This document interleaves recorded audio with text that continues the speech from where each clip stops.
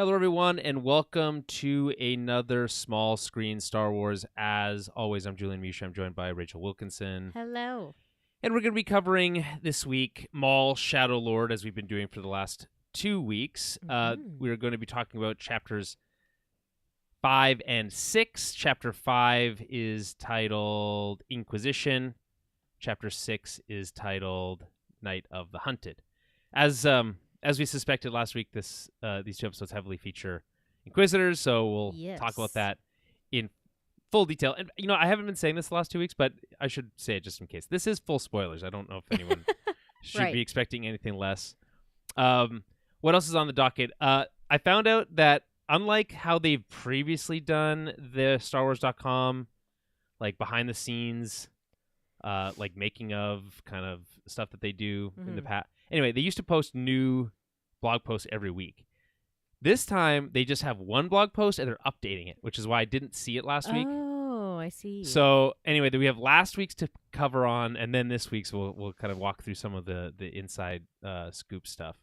And then we'll get into a scene-by-scene breakdown of the whole thing. I do have some overall thoughts that I have captured that we'll go over as well. And we have the full roster of the Star Wars helmets that we can reveal. Oh, you know them all now. I knew most of them already, to be fair. Okay. And then Screen Crush did the rest of the homework, and so I will be borrowing their homework to reveal the ones that we didn't know. One of them I feel stupid about for not knowing, but to be fair, it is from a show that I do not think about or ever really even crosses my mind ever. So, all right. So there's that. Okay. Anyway. How are you? Good. Yeah. Ready? Ready? Yeah. Okay. I liked these episodes. I liked 6 better than 7, but I think we probably all did. I mean 7's like all action. And yeah, 6 7's is like more. Yeah, 6 is more of like a setup for what we see in 7. So it is. There's lots of there's fun. I don't know. There's a lot of fun little things that happen throughout these things. Different characters learning.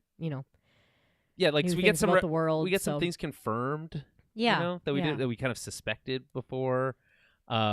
Characters come together, so you have more characters together, and then they separate again, and they come back together. Yeah. But it's good. Is this are these your favorite episodes so far? Ooh, I would say so far, like I'm a big fan of the what is it, 6? Yeah, 5 and 6. Yeah, mm-hmm. There's a lot in 6 that I really like. You just say the second episode, I guess. The second episode, yeah. Yeah. I don't know. It's hard for me to pick a favorite yet because I still did really like the whole tea ceremony episode here that we. Oh yeah, 100%. So that one was also really fun because I don't know. But it's hard. It's hard. I'm a stan for Maul, so it's gonna be hard for me to dislike anything that he's in because I'm just a big fan of his whole aura. So. I don't know. I'm still on the fence about it. Really? I don't know how you are. He's so cool. I was like, I don't know. He's such a fun. It feels like character. It feels like it feels like they're trying too hard usually. You think? With Maul. That's how that's the vibe I get. It's like I feel like he's very he stays very his motivations are he very never really the changes. Same. Yeah, also, which makes him not less interesting of a character. It'd be fair. Yeah, but I don't know. I'm just he's always I don't know. He's very wise, and I like the way he thinks about things and the way he manipulates people. Yeah, he's very interesting. He's not a traditional mustache twirling villain. No, although he sounds like one sometimes. Yeah, he's right in the middle though. He doesn't like the bad guys. He's but he's certainly not a shade of gray, right? No, he's a bad guy. Yeah, but I mean it is hard when you have a character like this because it's when you've got such a dark side character that will kill anyone and will betray anybody, but when they are on the same side as the good guys, sometimes it's an intriguing aspect to have in this chaotic type of character. I feel like the only other example I could think of is a Asajj Ventress who goes through the whole the arcs, reclamation arc. I mean, he also just reminds me a lot, but he's very much on the same kind of wavelength I find as Saw Gerrera. Oh, because Saw's a little bit more light side. He has some semblance of right and wrong, but he's also just near the end so off the deep Yeah, I end. guess, but I that think he's- Saw at least is supposed to represent the shades of gray. Yes, like, hey, yes, yeah. we do bad things in the name of good, whereas Right. Maul just does bad things for himself. In the name of me, yeah. Yeah, right. Yeah, So yeah. I don't know. I Yeah. mean, But like I said, I just feel like he could be more interesting. They didn't have to make a show about Maul, no. right? Like, No. so it's in my estimation, like they need to justify Mhm. why this has his name on it, I guess that's true. right? And it can't just be like, well, because he's cool, But why not? Well, because he's not cool enough, I guess, for me. Anyway, that's not to say I didn't like these episodes. I did. I thought these ones were Yeah. maybe the best, and we'll talk about maybe why. I think As he's just fun to write about, especially for writers. I think Yeah, it's that's a very probably fair. fun character to write stories around. So Yeah, like he's a crime boss with Yeah. superpowers. So yeah, that's pretty fun. Yeah. All right, let's talk about some of the behind the scenes stuff. Sure. Let's switch over to. So this is from last week. They did the tea ceremony thing. They mentioned a specific tea, which is actually a reference to a previous Clone Wars episode, which is most things. They're always usually referencing themselves. So not only after he escaped his exile on Lotho Minor, Maul was introduced to Cassius tea by Death Watch leader Pre Vizsla, who believed the tea was good for one's health. Years later, he shares the tea with Devin. So there you go. It wasn't just some random tea, which I think I said it was, and I regret that. Maul references losing his brother and his mother in the episode. His brother, Savage Opress, is killed by Palpatine in the Clone Wars Season 5 episode, The Lawless, and Mother Talzin in Darth Maul, Son of Dathomir comic, which was supposed to be a Clone Wars arc, but was turned into a comic instead. The design of the Pike species in Maul is a hybrid of their live-action look seen in the Book of Boba Fett and their original, more stylized design created for the Clone Wars. I actually prefer this hybrid look way more than either. I think the live-action look makes them look like big fish, and I think that's bad. I didn't love the live action look of the Pikes. But I also didn't like their original animated look either, which looked like also silly, but in a very different way. Yeah.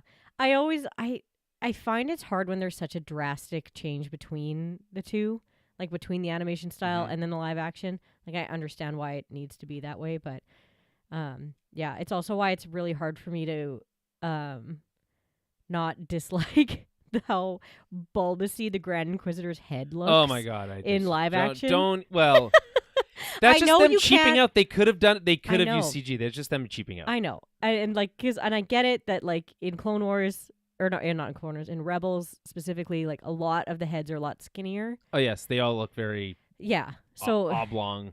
but still, it does bug me. 'Cause I'm like, man, Well, his no, it's head because looks they didn't- so stupid. They didn't even try because No. he's not portrayed as like the same species necessarily, or like It's weird. something weird. Anyway, there's a guy. I remember telling you about this. There was a guy who was like doing edits on the Obi-Wan show, right, and was he, gonna like release it as a movie, and was like changing the look, including changing Right, the look yeah. of the head of Grand the Inquisitor. Inquisitor. So I don't know whatever happened to that, but I really hope that eventually we get to see it because Yeah.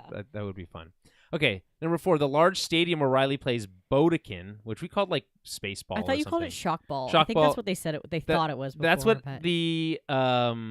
that's what the Screen Crush people call it. And then Ah, even okay. when they confronted with this, by the way, this week, this Bodekin, yeah.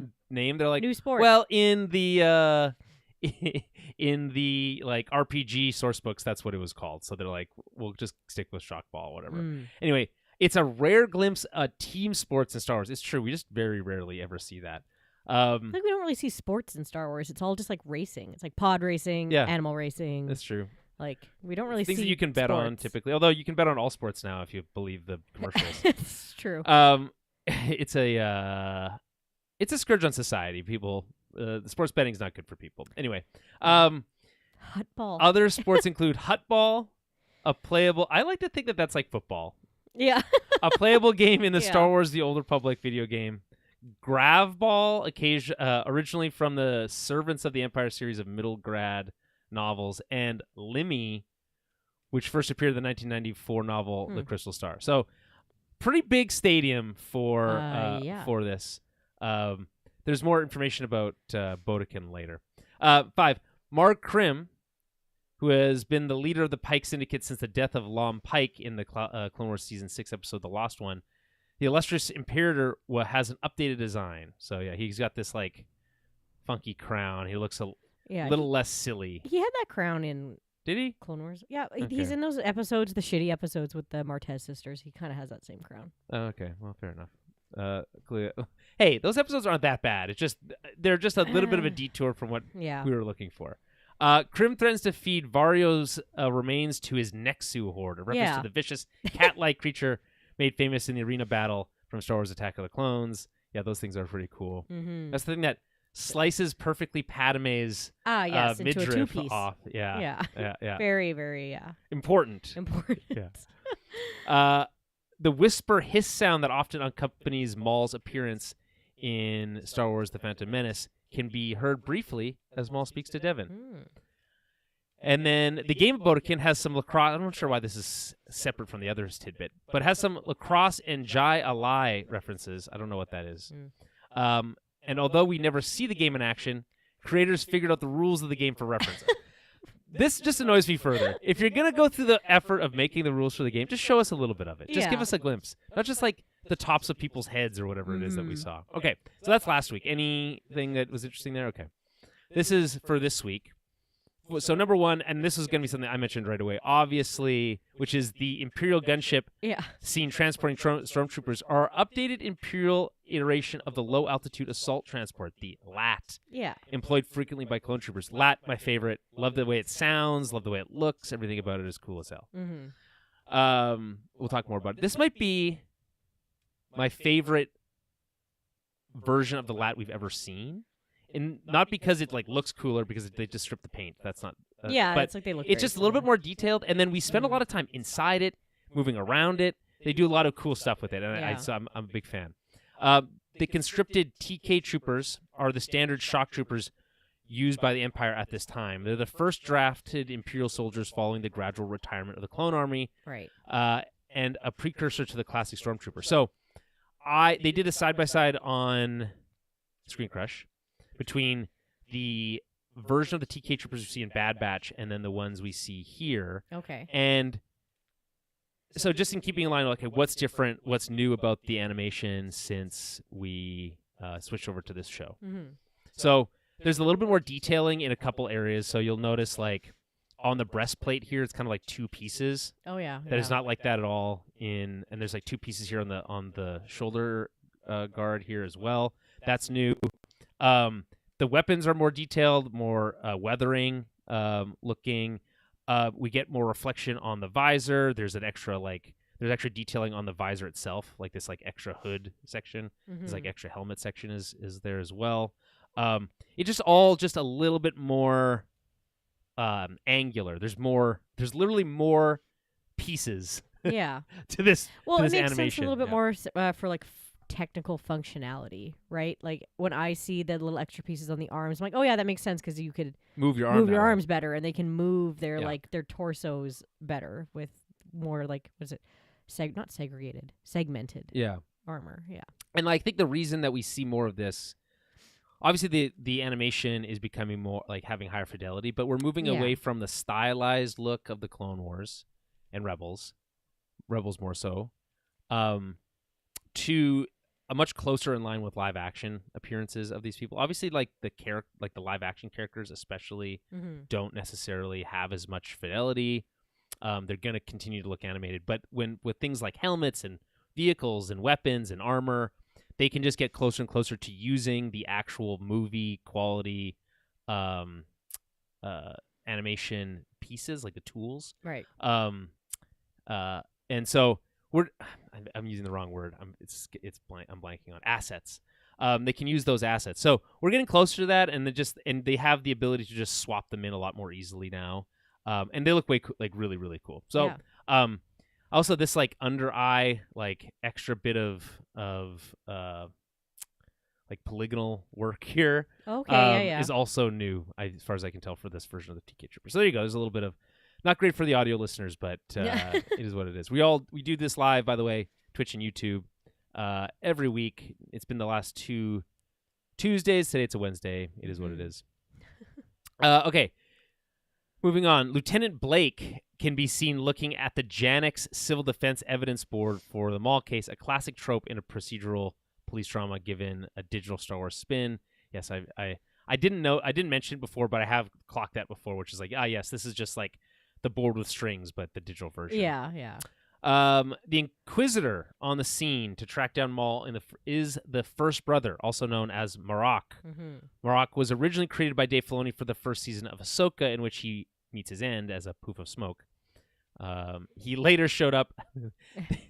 I was thinking of Screen Crush again because they literally always make fun of how he just like poofs away like a fart, and then they always play a fart sound, and it's so funny. He later showed up in Star Wars Tales of the Empire episode Devoted. Maul Shadowlord spends more time with Marok, giving us a deeper look at his wraith-like nature. Mm-hmm. So wait, do we think though, because I was under the impression that he had been reanimated. Right, so I don't think he's dead yet. Yeah. So I think he's probably alive here, and then somehow, I don't know, maybe Maul and then dies later. Maybe Maul kills him, and then he's reanimated. Then do we think? I don't know. Okay, probably not, because I thought this up in my own brain. Sure, but to myself and didn't share with you yet. I think that he could be a Zabrak. Oh, really? You think? Why do you think that? Well, look how bulbous his helmet is. Mm-hmm. You could hide some horns under there. Mm-hmm. And with the Night Sister magic, like why... It's interesting that he is one of the Inquisitors that gets reanimated by, what's her name? Morgan Elsbeth, and she's a Night Sister.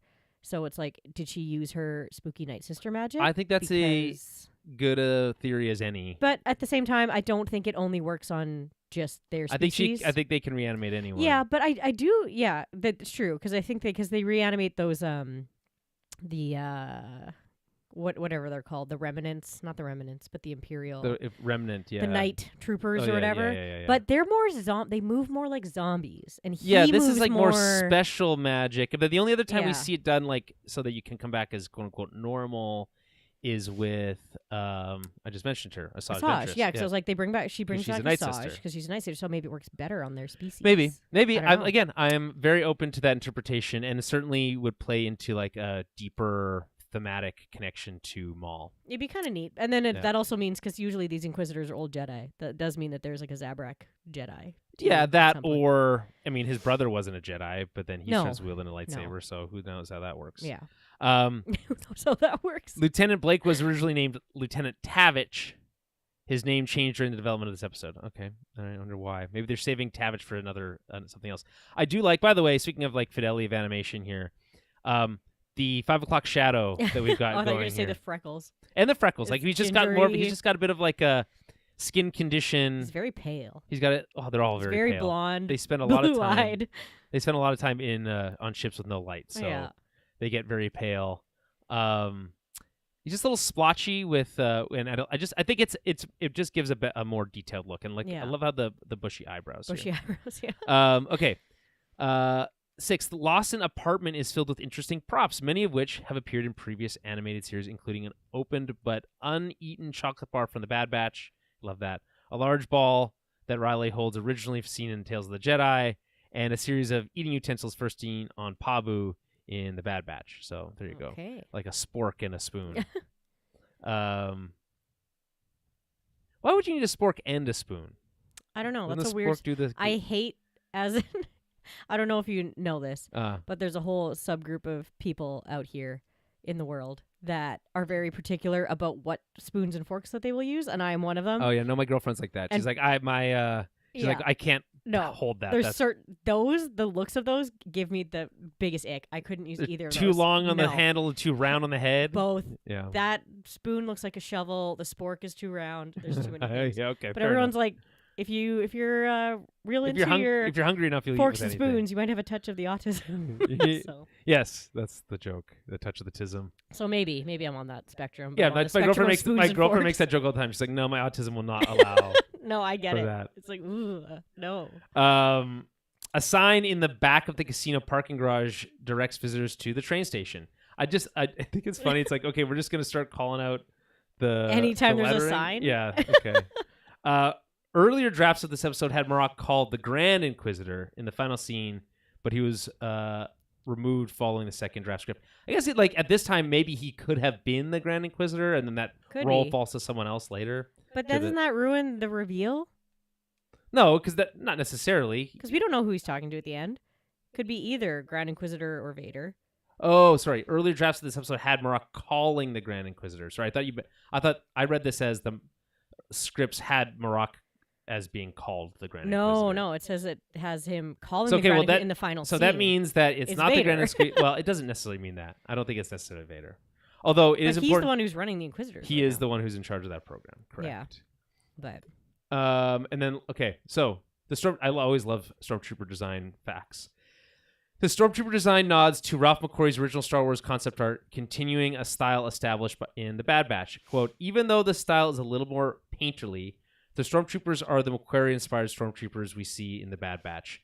And a lot of the Imperial equipment in the pristine Clone Wars era equipment that's been stripped of color, says Supervisor Director Brad Rao. Yeah, as we noted about the LAATs, they have been stripped of color. And then we get these like designs on their helmet. I like these like triangular designs they have on the top of their helmet. We don't know what those mean, but it just looks cool as hell. It does look like the Ralph McQuarrie drawing, so bravo. Okay, continuing. When Devin Izzara visits Riley Lawson at home, Riley's bedroom is littered with pennants and other sports memorabilia.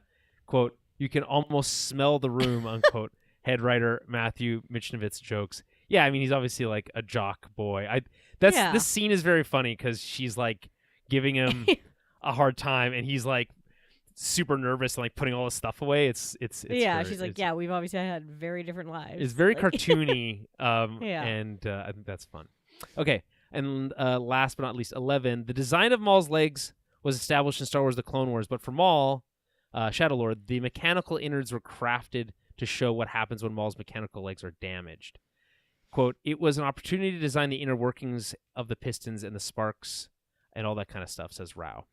Important to note, he winces in pain when they're working on his robotic legs. I noticed that. Which is I guess a reference to when Luke gets his hand cut off and they're like poking his hand. Yeah. And he says, ow. Yeah. So, I don't know. It's still very confusing about how that works. About if there's feeling in nerves. Like, why? Yeah. But I guess technically, functionality-wise, things would work better if you can feel them. Yes. So I'm like, okay, that does make sense that you would like try to hook up your nerves and things. And we don't know how this technology works. No, it's Star Wars. Yeah. Anyway. Okay, so that's a bit of a catch-up on the behind-the-scenes stuff. Okay. Let's get into the episodes in question. So, before we do that, just mention that next week is Chapter 7 and 8, Call to Oblivion and The Creeping Fear. And then for May 4th, Star Wars Day will be Chapter 9 and Chapter 10. The finale doesn't have a name yet, but Chapter 9 is Strange Allies. Any guesses on Call to Oblivion and The Creeping Fear? Man. Call to Oblivion, this is Marok dying. You think? Maybe. I don't know. I just wonder if it's the Empire going like full scorched earth, you know. Oh, on Janix? It's just Janix in general, or just like, we can't find her, just blow up the whole planet. Well, yeah, you know, things like that. But who knows? Because I don't know. Now they know that there's Jedi there. They know that Maul's there, so there's a bit of a bigger deal. The thing is, though, unless the Call to Oblivion is calling in Vader. Yeah, I was gonna say that also could be that. I think the Creeping Fear could be Vader. Yeah, and then Strange Allies is the Jedi and Maul teaming up to fight Vader. Yeah, and then finale. Because I definitely think that Maul has to encounter Vader at some point. Because he doesn't in. Well, they Rebels. do in Rebels, but then he runs away. No, he runs off as soon as he knows Vader's there. He's like, absolutely not. I'm not fucking with that guy again, I think, because something there's happens some here. setup here. Yeah, maybe. I like that idea. Yeah, he knows that obviously Palpatine has another apprentice or whatever, but like, because he has no issue engaging with like the Inquisitors easily. No. He has no issue engaging with Marok. He's not hesitant at all. But then when it comes to Vader later on, he's like, nah. Yeah, but that's also like 20 years from now. That's true. He's been like Weasley and hobbling around on his little cane for like who knows how long. But still, I think he needs to encounter him at some point to know what he's dealing with. I do think, generally speaking, and just kind of getting into my overall thoughts, but like the Empire is, I think in certain ways, if they knew it was just Jedi, what they would do is what they always do, which is like put innocents at risk. Yeah. And then draw them out, right? Yeah. But that's not going to work to draw out Maul. And if they don't know Maul's plan, and Maul's plan seemingly at this time is only about Devin, right? So if that's all they really know, then they can't go scorched earth on the innocents because it's not going to drop Maul, and that's their main target. Yeah. Because he's the big fish. The other Jedi are kind of just like collateral damage. So it changes what the tactical options available to the Empire are here. Okay, so here are my overall thoughts. So episode 5, it sets up the action at episode 6. I really feel like these episodes, not all of them feel like two parts of a 2-part arc, but this does. So obviously there is lingering elements here, but this feels like 5 and 6 really, play into each other and kind of can't be separated. There's this feeling of tragic inevitability that Star Wars has kind of mastered in the Imperial era when dealing with Jedi. Think of Order 66 as just like this creeping doom. Star Wars, the Clone Wars season 7. Maul really takes a back seat here, for better or for worse. But by shifting focus to the Jedi, it basically becomes a different show for this minute 2 episode arc, mini arc. And I'll just skip ahead of here, but like basically anytime the Clone Wars era trappings are strongly featured, think of like the LAATs here and that type of stuff. Lucasfilm animation can't seem to help themselves from becoming the Clone Wars. Like the show just becomes the Clone Wars. The action beats, the dialogue, the set pieces, all of that take on this like soapy, pulpy feel that the Clone Wars has. And like it like completely shifts the tone. Maybe not completely, but there's a pretty big shift in tone for these 2 weeks of episodes. This was like this comes to mind explicitly because of that episode of Rebels where they like flashback and they fight not really a flashback, but they fight a bunch of battle droids and stuff. Right. And it's like when that stuff comes around, they just like can't, they just want to be doing Clone Wars stuff. And so it kind of, I don't know, it's a part of me that looks at this stuff and I think, if that's what you wanted to do, just do that. Like I don't like, you don't have to like dress it up in these other ways. And this isn't the first time this has happened. Generally, anytime you can get like a guy with a gun and a guy with a lightsaber, or any combination of that, it's like, oh, it's like Anakin and Rex all over again. Right. It's a lot of that. We get that in the like a lot across the different Star Wars animation projects, and I just think it feels like maybe a blind spot for the studio, and gives me concern about Dave Filoni in the creative role. Oh, okay. Because I think it's like this like natural like northern star that he has that like guides him back to that same feel, and it works for Clone Wars, but in practice with Ahsoka, that same feel did not translate into engaging television and live action. So it works here because we're still in animation, so I'm just a little concerned on that front.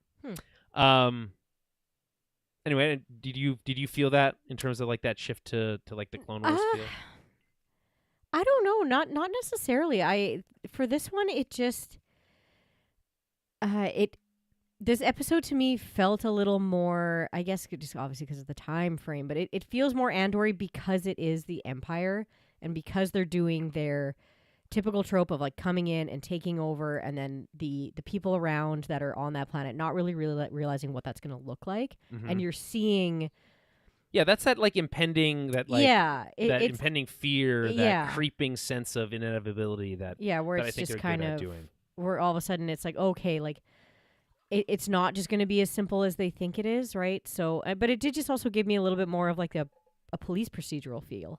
This true. Episode 5, because again, it's like the FBI coming in and taking over this small precinct and like kicking everyone out and whatever. Bullying people around. I thought it would feel more like that, but instead it just feels like the Empire again. Well, because it is. Yeah, but like instead of leaning into that, like, hey, we're gonna do this more like the police procedural style way of doing it, where like there's a little bit more like back and forth and headbutting and like arguing over jurisdiction and that kind of thing. Yeah, This is just the Empire just steamrolling everything. I guess because there really is no arguing, right? Like, it is just steamrolling. It's like they just come in and do what they're going to do. But, you get the little bits of just like with like Two Boots not really getting it. Oh my God, Two Boots. Right? And he still thinks it's going to be man. fine. And then it's just like, Oh no, but man, not you better don't than realize. fine. He Yeah. appreciates their efficiency. yeah. And he likes how they share resources. Just being a real bootlicker Yeah. at Two Boots. Yeah, look your own Yeah. boots, Two Boots, even though they're not regulation. Yeah. So I don't know. Yeah, I guess maybe I didn't clock like more like Clone Wars-y feel just because it is just so. In the Empire, second but- episode, especially in episode 6, where I can see it's very that. action driven. Yeah. I Where we mean, get more like yeah. Jedi versus Sith versus teaming up over a different bad Yes. guy and Yes. all that. But that was one of, like, that was a really, I don't know when we get to it. Oh, the action is. God, I was pumped about that. Yeah. Train scene. I'm like, fuck, this is cool. Yeah, no, it's really good. Different kind of hallway, but Yeah, no, it's a moving hallway. The hallway's moving through the floor is moving through the hallway. I don't know. Anyway, yes. I love a train sequence of any kind. yeah, So, right. here, just continuing my overall thoughts. Riley getting a bigger role was surprising, Yeah. but in a good way. I think his increased presence adds stakes, gives us the perspective of an average person. Yeah. Yeah. If I was Riley, I would be freaking the fuck out. if I Yeah, was he's him. a kid. Like, you would think that his mom would like pull him out of there, right? Like when he first Nope. calls her. Nope, she's just like, Because she's all bought in, hook, I line, and sinker, and know. she's only seeing things through the perspective yeah. of Coruscant. And then now all of a sudden it's like, then she'll find out later, like, oh, actually they shot at your kid. So, And what does that mean for her? Like, Yeah. does she get? oh, she's for sure just gonna Does she blame his get? dad. Well, no. but- Is she gonna get fired because your family is harboring Jedi and like get arrested? Yeah, yeah. But yeah, no, yeah. it feels like obviously the stakes they're high with a lot of these characters because the Jedi, We don't know we we don't know the anything fate of about any them. of these people except for Maul. So yeah, there are very high stakes with a lot of these characters. And we do like, know that Marok makes it out in some form, but actually, True. he can also die because it seems like he's dead already. So Yeah, yeah, at some point he's got to die and turn into a fart. So yeah, yeah, as That's Screen true. Crush likes to say. Yeah, but yeah, no. So like the stakes are really high, and I like having these high stakes, and when you involve like a teenager and stuff too, like that is a very normal person's. yes, but point it's also a of very view. Clone Wars thing of them to do. Yeah, but I feel like when kids, like not kids, but teens or whatever, involved in Clone Wars, it's always like a Padawan Yes, or child soldiers. Yeah, they're involved. And this way, this kid is not involved. He plays sports. he's just a little football his boy. And, dad is a yeah, He's just cop. a lacrosse kid. like and, he doesn't get yeah. involved, right? So now he's really seeing like this crazy whole new world. yeah, well, we'll get to that. There's a But- whole that the death of Riley's innocence is a whole Yeah. thing. I don't know if it's getting enough. It probably deserves more attention. If it was Yeah. Andor, we'd Yeah. get a lot more attention to that. But right. This is a different type of show. So, Yeah. the addition of his mom, like the call to his mom and all that kind of stuff, it adds a lot of like a really interesting layer of intrigue. So I'm Yeah. excited to see how that kind of ties It is together. wild to have like two parents on like complete sort of like opposite ends of like the Imperial versus not, because that's it's not like something that. you normally It's like see. the that YA novel Cross Stars. Oh, I didn't. Is that what it's called? I think it's I have called no Cross idea. Stars, where there's these two star-crossed lovers, Mm-hmm. hence the name, It makes sense. and they like grow up on a planet and they like each other, and then one of them goes off to the Imperial, cadet to become a Imperial, and the other one joins the rebellion, and they keep ending up at the same battles. It's Oh, it's all okay. very convenient, but they keep ending up at the same battles, and then they're also there at the Death Star and all that stuff. And it's just you get both perspectives. It's like the perspective of the Imperial and the perspective of the rebellion. yeah.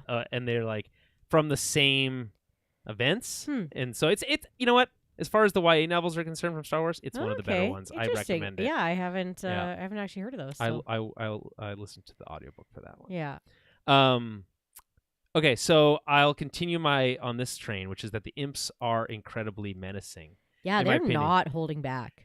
I like. There's a moment later we'll talk about it, but when they get mind tricked and then it doesn't It doesn't fully it work. doesn't work out. Yeah. So that's I I think that's a good sign of like the show saying, no, we want our stakes to be high Mm-hmm. and we want things to feel dangerous, and I think it does. Yeah.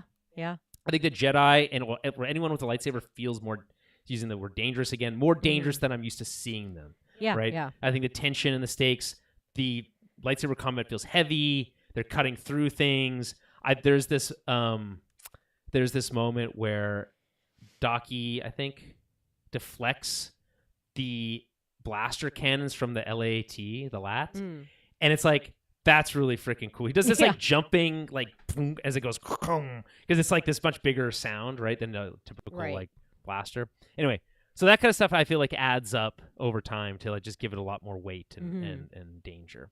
And just generally speaking, the show does not really do anything to help my lack of respect of authority. I have like less respect for authority every day I watch this. Basically, yeah, makes sense. I feel like it is wild to like as an Imperial to, I don't know, to like just bust in and start shooting, blowing stuff up at a kid and his like cop dad. Like, yeah. You could set your no shit questions to asked. stun. We know you asked. can. Yeah. But no, not only it's that, wild. they're also just blowing holes in buildings and it's crazy. Just like absolutely not giving a shit. Yep. No, it's not. They don't care about people. It's like, you're using like a full blown, I don't know, like the lats to shoot. Yeah, cannons at a kid, basically. Yeah. It's crazy. It's just extra bad.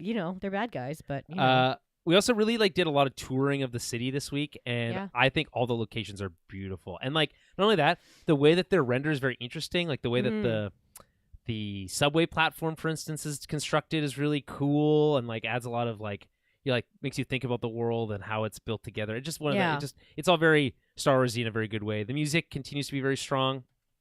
I wouldn't even think about it. It is fun to see a subway in Star Wars because you never really see underground travel because it's usually like above ground. Yeah, I mean we see some subway travel in Andor. Yeah. Train travel. I think Andor. it's usually like in, like more poor locations and more like regular people use a subway. Not flying cars and like fancy shit on in a Oh, I need to plug in my computer. Oh. Pass me that one with the light on it. Yeah, before it all turns. Oh, that one. Yeah, before it turns off. It's okay. We're back. We saved it. Yeah. Podcasting 101. Plug in your computer. Make sure I was like, is everything turned on? I always forget everything was turned on. I mean, to be fair, I'm used to my computer having a battery so bad that I can't leave it unplugged. So this is a new thing, for better or for worse, whatever. Yeah, I mean, Subway. I guess I was gonna say what I was gonna say is a well-designed city has everyone from every strata of class using public transportation. Of course, when it's designed properly. It's just most cities in North America don't have that. No. Our ground's too frozen. That's what I like to say. Why we don't have it here? No, we could have a subway. There's no reason. In fact, we should have a subway. We should. It was supposed to be built in the 70s, and our cheap-ass grandparents are like, no, I don't want to pay for that.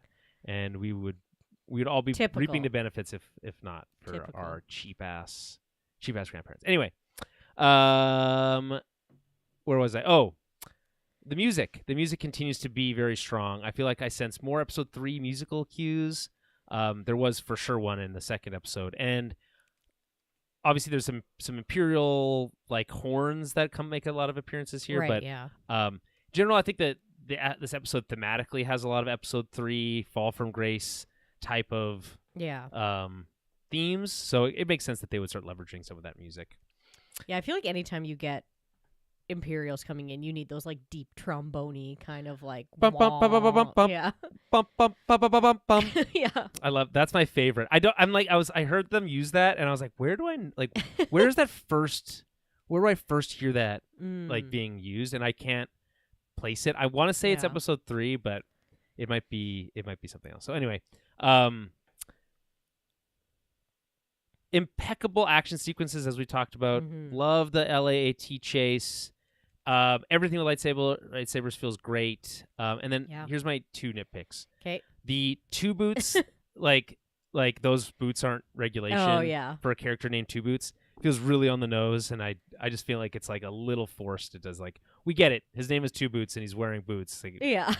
And then the trashy droid thing that also made me laugh. It's also like, okay, so that's Spybot referencing a Viper droid, yeah, probe droid, and like, it also feels really on the nose because like Spybot feels like an edgy, quote unquote, modern redesign of what a Viper droid would be. If you're like inventing it today, and I feel like that's just kind of lame. It's just kind of, it's just like, aren't we cool? Look how much cooler we He's are a than hater. He's just original a stuff. hater. So everybody is a hater. That's fair. That's He true. hates the Imperials. He hates all of it. So Fair enough. Fair enough. he makes me giggle. I'm a fan. What's his little catchphrase? Boosh kaboo. Boosh Boosh-kadoo or something. Boosh kadoo. As we all know and love. All right. Let's get into the episodes themselves. Well, I think I've done a good job of being a little bit more concise, although we spent 40 minutes on the intros, so I guess there goes all my extra time I bought. All right, so let's talk about the intro helmet. So I have a complete readout, and so the I guess the thematic look at this is that it's a little bit of something from every era of Star Wars animation. Okay. So we start with obviously Gen 1 Clone Trooper, the OG Star Wars animation, right? Then we go to Ezra's training helmet, the Rebels. That's just like the next era of Star Wars animation. Yeah. Then the droid with the helmet on. Okay, I was like, what the heck is that? Mm-hmm. My next guess for this week was going to be the Star Tours droid. Okay. But that's not who it is. In fact, it's Bucket from Resistance. Oh, So I've never seen that no, show. I have seen that show. Yeah. And I regret not placing that. But to be fair, again, as I said earlier, I don't think about that show Gotcha. ever really. Then we have Tech, obviously, Bad Batch. Then we have the sixth brother, which is from the Tales of the Jedi. Yeah. And then, so there's like a little bit of everything. So we have the Clone Wars, Rebels, Resistance, Bad Batch, Tales of the Jedi. Then we have Imperial. What I thought was maybe Imperial Super Commando helmet is in fact Barriss Offee's Inquisitor helmet. Oh, okay. From Tales of the Empire. Gotcha. Then we have that terrifying cross-shaped droid head. Yeah. That's C-21. He's a bounty hunter from the Clone Wars. Oh, So okay. from the revival Clone Wars era from season 6 and 7. And then we get the first Inquisitor Marok, Right.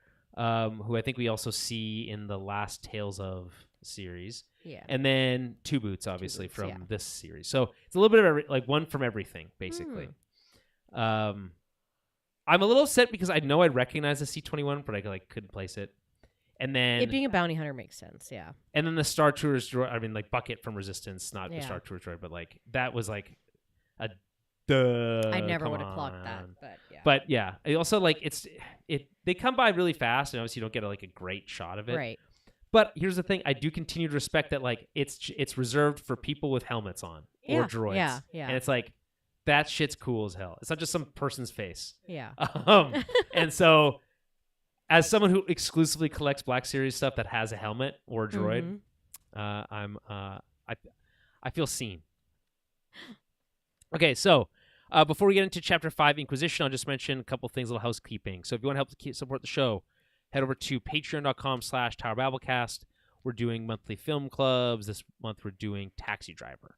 I'll record that with Matt next week. This week, tomorrow, I hope to be recording an episode with Matt on a general film, movie, news roundup. So stay tuned for that. Hopefully this week, as long as that doesn't fall through. That was actually supposed to happen over the weekend, and it didn't come to pass. If you want to find all the things that we do, head over to the podcast website, Tower of Babel, BABBLE.ca. You'll find links to the Patreon. You'll find links to Small Screen Star Wars, as well as the flagship show, the Tower of Babel podcast. All that is there. Again, mention we do record live on Twitch and YouTube, so hit subscribe if you want to come live and hang out in the chat room with us. Okay, let's get into it. Chapter 5, Inquisition. Captain Lawson faces a sobering new reality. I actually think this might be one of the best log lines we've had on a Star Wars show in a long time, because it so perfectly encapsulates the feeling of this episode, which is to say that like with the Empire here, shit is now different. Yep. And you need to be prepared to deal with that. And like as I mentioned, the twilight of Riley's innocence is on display here. We just got it's just really the sunsetting of a whole different life for these people with the introduction of the Empire. And sobering is probably a little bit of an understatement, I would say, when you're talking about kind of like how much his life has changed. He's not a cop anymore. He's a fugitive now. No, yeah. He's wanted now. I assume that the path, like this is the from person with morals to rebellion leader pipeline. Yeah. That we're gonna be in, that we're on here now. So we'll see how that goes. This is directed by Tatiana Drury Carvin and Brad Rao and Saul Ruiz. Written by Jennifer Corbett, Amanda Rose Munoz. And runtime of 24 minutes. The 24-minute runtime is like the standard runtime, it seems. Last week we were both 24. This week both of them are 24. This is basically what the runtime was for episodes of Clone Wars when it was on syndicated television. So maybe some self-imposed limitations for runtime are healthy. Yeah. Is possible. Okay. I should ask before we get into this. Did you have any other overall thoughts that we didn't cover? I don't think so. No, Okay. no. Okay. So we start with a bit of a setup. We're going to jump around a little bit here, but obviously we're on Janix. We spend these 2 full episodes on Janix. We don't leave. We start straight at a title card, so no cold open. Great shot of the city as the ISD overshadows the city. So we kind of got a little bit of this at the end of last week. We continue that thematic look. This is something we've seen before, like the triangular shadow cast by the Star Destroyer. Yeah. Like, is a visual shortcut that we are very familiar with in Star Wars. And it basically is just like the impending boot of the Empire coming down over a population, casting it over an entire swath of land, right? It's always like menacing seeing the big shuttles, or not shuttles, but like just like looming over the city. So yeah, right? having an so, ISD. Like, it's just like when they're just hanging out, hovering over the city. That's like it's both it's both menacing. practical and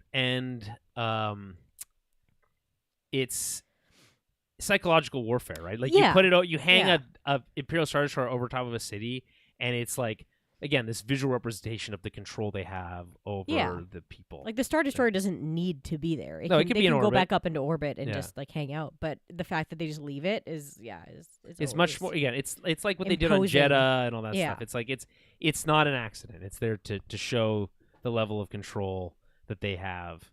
So again, we start with Lats and an Imperial shuttle. Something you're probably familiar with. You've watched a lot of Bad Batch. We got a lot of those combinations. Yeah. This is the Proto Lambda Imperial shuttle. As mentioned, I always love a Lat. When we get to the chase, maybe I'll talk about it more, but I just think that like they're maybe the coolest ship ever made, and like one of the coolest ships ever made in Star Wars. I think the Lats are the coolest ships ever made? I really love them. Interesting. I really, really love the Lat. It's got the vibe of a helicopter, like a Black Hawk helicopter or something. Okay, yeah. But it's got all these like cool trappings. They can carry tanks, and they've got those beam laser things on the side, and they got the side door opening where you can hold the handle. Is like, I mean, that's obviously the helicopter comparison, but it's just like very very cool, and they can go in space. It's just like it's a very versatile tool. It's true. Yeah. It's true. And again, I can't understate the sound design of the LAT is incredible. Okay. And then we have TK Troopers. So we've been talking a lot about timeline. Where exactly are we? We had told it was like 2 years after Order 66. That makes sense. Something like that. Yeah. We might be even earlier than that. I mean, these are TK Troopers. I guess the first year is emblematic of clone troopers being on deployment. Right, yeah. So maybe this is because we're changing over the TK Troopers, it does place us at 2 years. Anyway, it gives us a strong sense of what's going on. Things with the Bad Batch are happening in parallel with this. Yeah. With this episode or this season. We have LATs here and not other Imperial style, landers basically, and like less lambdas. We again get that sense that we're still connected to the Clone Wars in a very meaningful way. The Empire's locking down the city. They're grounding transports. It's interesting to see how the Empire's kind of mastered the art of occupying planets so quickly. And obviously, like again in Star Wars, a planet is really just like one city. So right, yeah.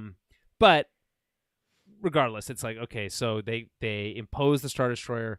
it has a Star Destroyer has enough personnel and vehicles on it that it can easily fan out very quickly. We Right. see how many like units they have available to them across the city to like lock it down extremely fast, right? So there's like deadly efficiency at its work. This is stuff that they would have learned during the Clone Wars, mastered during that time, and then when they switch over to the TK program, it's just like it's a shift in thinking, right? It's not a military thinking, but now it becomes this kind of political and like fascist methodology of control, right? Which is to like put people with machine guns on every street corner. Yeah, and start asking people about papers. Put the fear of God into everyone. Yeah. Right? And it's hyper effective. Yeah.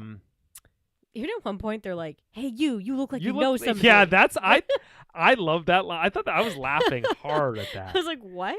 Yeah, but you look like you know something. Because I was noticing. Do I look like I know something? There's a lot of different aliens on this planet. Like yes. if you're looking in the background, at, like sometimes when the two Jedi there are kind of trying to shuffle away from the Imperials. Yeah, so there's a lot of those scenes. Yeah, so you see a lot of like different alien species in the back, right? So it's interesting, but then it's like, hey, you look like you know something. So they're just going in and just being those like a-holes, so they're just messing with everyday regular people, and is the allusions to the real world could not be stronger. So, yeah, I mean, like I said, this does nothing for the lack of respect for authority. Any other thoughts on this kind of like quick lockdown that they're it's very typical. It's a lot of what we're used to in terms of like what happens when and the it Empire feels gets like somewhere. It was kind of Andor's like interpretation of Imperial control. I feel like really is reflected here. Yeah, absolutely. I see a lot of like similar things. Yeah, and again the way that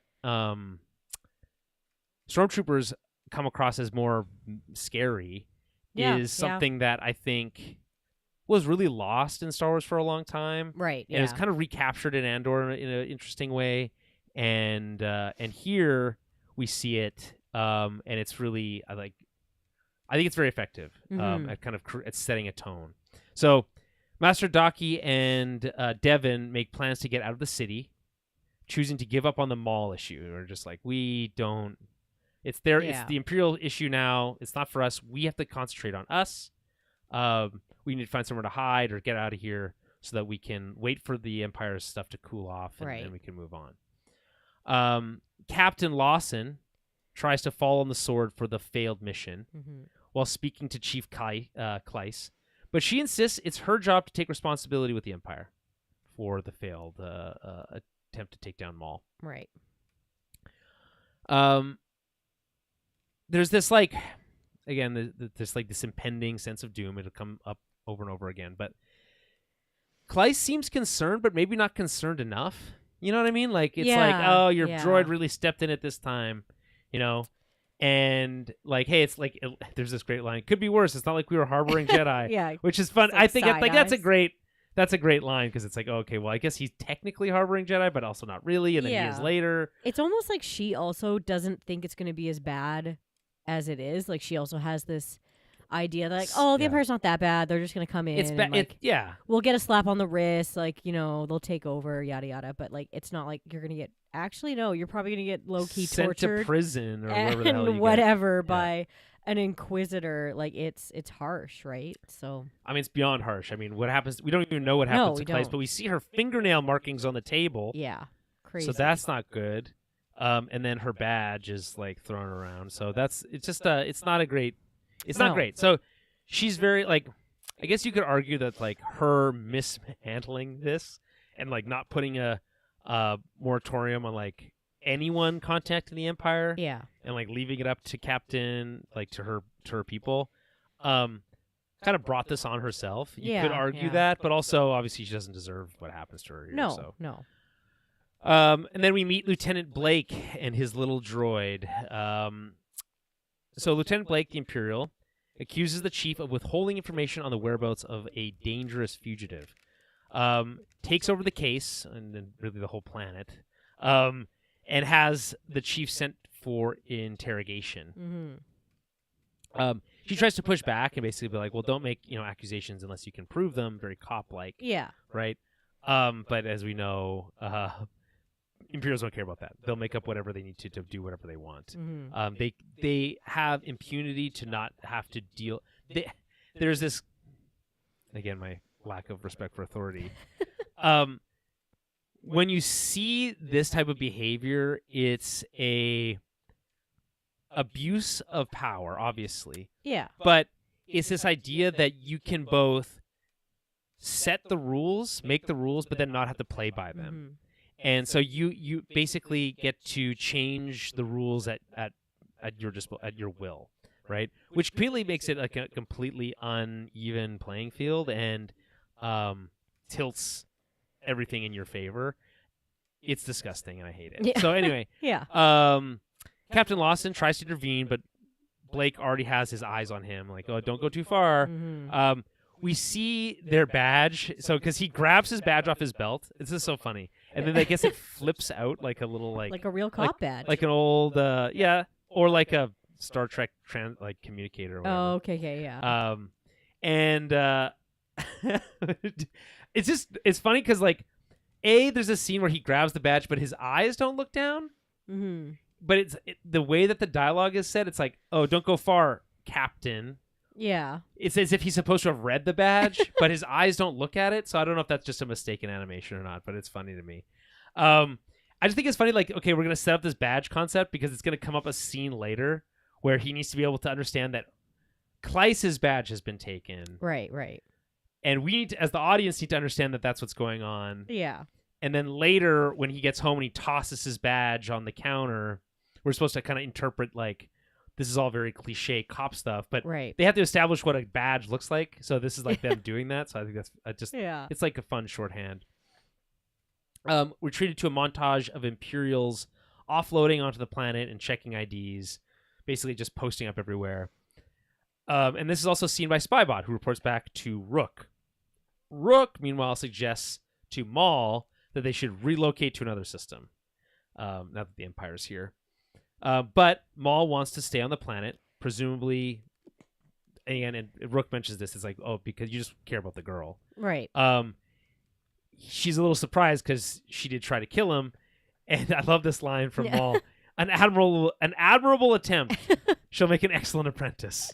They appreciate that. Yeah, no. Yeah. I like a good try to kill me. That's great.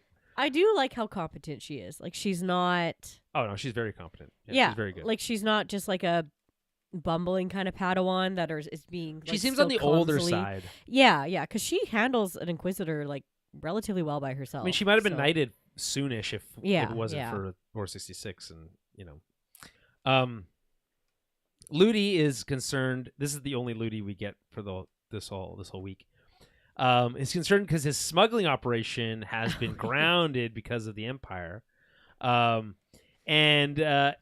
he's like, "What did I get out of all this?" Yeah. And then he's reminded by Maul that he gets to live, and then you know what? I don't always love Ludi for kind of always being a little bit too cartoonish. Yeah. But I do like oh no, I get to live. That is a good point. I didn't think about that. Yeah. He's like, I guess I'll stay. And then he asked if he's being kept as a prisoner. He's free to go, but he chooses to stay as opposed to facing the Empire. Yeah. And then there's this funny line about how he gets to hang out in the bowels of the city. And he says the bowels aren't so bad as long as you don't mind the smell and the dark. Yeah. Which is funny. I just think that's actually quite funny. I'll give you that. Yeah. He's talking to himself though. And then we get this quick shot of Rook's Mandalorians as they're concerned also about the Empire. Yeah, so they don't want to deal with the Empire. It's a little bit of everyone being concerned about the Empire, but they're really in it for the money, is what it seems. One of them points out that the prophets will be tougher to come by with the Empire here. Right. Which I think is fair to point out. So I guess, do you think that this is setting up some sort of mutiny by these Mandalorians at some point? Yeah, I mean, I can definitely see them not wanting to stick around. So they've got their own motivations, and if they're highly motivated by profits and they're not going to see any of those profits, they're just going to bounce. This just occurred to me, but there's this line in The Mandalorian where what's her name? Bo-Katan is oh yeah, we're kind of she doesn't love the stereotype that all Mandalorians just became bounty hunters, which at the time that was a reference to Boba Fett being the only character that had that kind of helmet, and it was before all that stuff, and he was a bounty hunter. So, but it also lends credence to this idea that like, oh no, they just did convert their skills into bounty hunting because it was like automatic for them. Yes. Right. Yeah. It made the most sense. Yeah. Yeah. And so we get this like great like direct through line to that, which is like, here's two Mandalorians who are like, I'm only in it for the money, and if the money dries up, I'm out of here. Right. Yeah. Yeah. Do you think? Okay, so I would feel like Rook might stay. Rook's not going. But the other two, I think it's they're a little less invested. Yeah, and the other Knight brothers too also seem a little bit like less. They seem a little annoyed also. Yeah, I can't imagine them bailing, but we'll see. Yeah, we get this weird like brother line. They always call each other brother. Yeah, I know, but like he says it in like a kind of like an annoyed way. Oh right? Yeah. They always. I can't not think of Hulk Hogan when I hear them say brother like that. Brother. It's just Hulk Hogan, but no, it's that's Randy Savage, is it not? Randy Savage says that's brother. Hulk Hogan also. Oh no, no, yeah, you're right. No, Randy Savage and Hulk Hogan are have a rivalry, but brother was Hulk Hogan, Randy Savage was something other stuff. Randy Savage, funny character. Randy Savage. Oh yeah. My voice literally couldn't do it. The bone saw is coming. Sorry, I'm just hurting myself. No, that's different. That's also someone else. Isn't that from Spider-Man? Maybe. Bonesaw, isn't that the Tobey Maguire Spider-Man? Yeah, but that's wrestling also. So whatever. Yeah, no, I know. That's the guy that he fights in like the first Spider-Man movie. Bonesaw. Anyway, don't worry about that. Yeah. I'm not a wrestling expert. I haven't watched wrestling significantly since the Attitude Era. It was good. Well, yeah. Yeah. Telling other boys to suck it all the time. Well, I wasn't doing that, I don't think, necessarily. Every 9-year-old kid was I'm sure telling I someone did. to suck it in the hallway of their elementary school. Yeah, I'm sure they were. They all were. Well, they were in their jorts. None of them knew what it meant. They all just did it anyway. Yeah, well, fair enough. Any thoughts on this opening sequence? This is kind of just setting up. We're just it's very the typical putting the pieces on the board. Yeah. All Empire coming in and ruining the everything. Fun. Yep. So at this point forward, basically the tone shifts. Mm-hmm. It gets a little darker in the sense that like the stakes are higher, but like from a tonal perspective, things actually brighten up. Like there's a lot more like quipping, and there's a lot more action, and so it actually changes from, I feel like, being very like noir police procedural to being, again, an episode of the Clone Wars. Right. So police headquarters, Captain Lawson spots a trooper with Chief Kleise's badge. He's taking in his surroundings as we're put in his POV as his kind of like panic starts to set in. I like that the way they do the sound design here. It's like you get this like screeching sound, and he's like freaking out, and then he's cut out of it. The tension is cut when Two Boots shows up with some calf offering forgiveness for shutting him down. He's like, "Don't worry, don't be upset for shutting me down. I know that's why you're upset."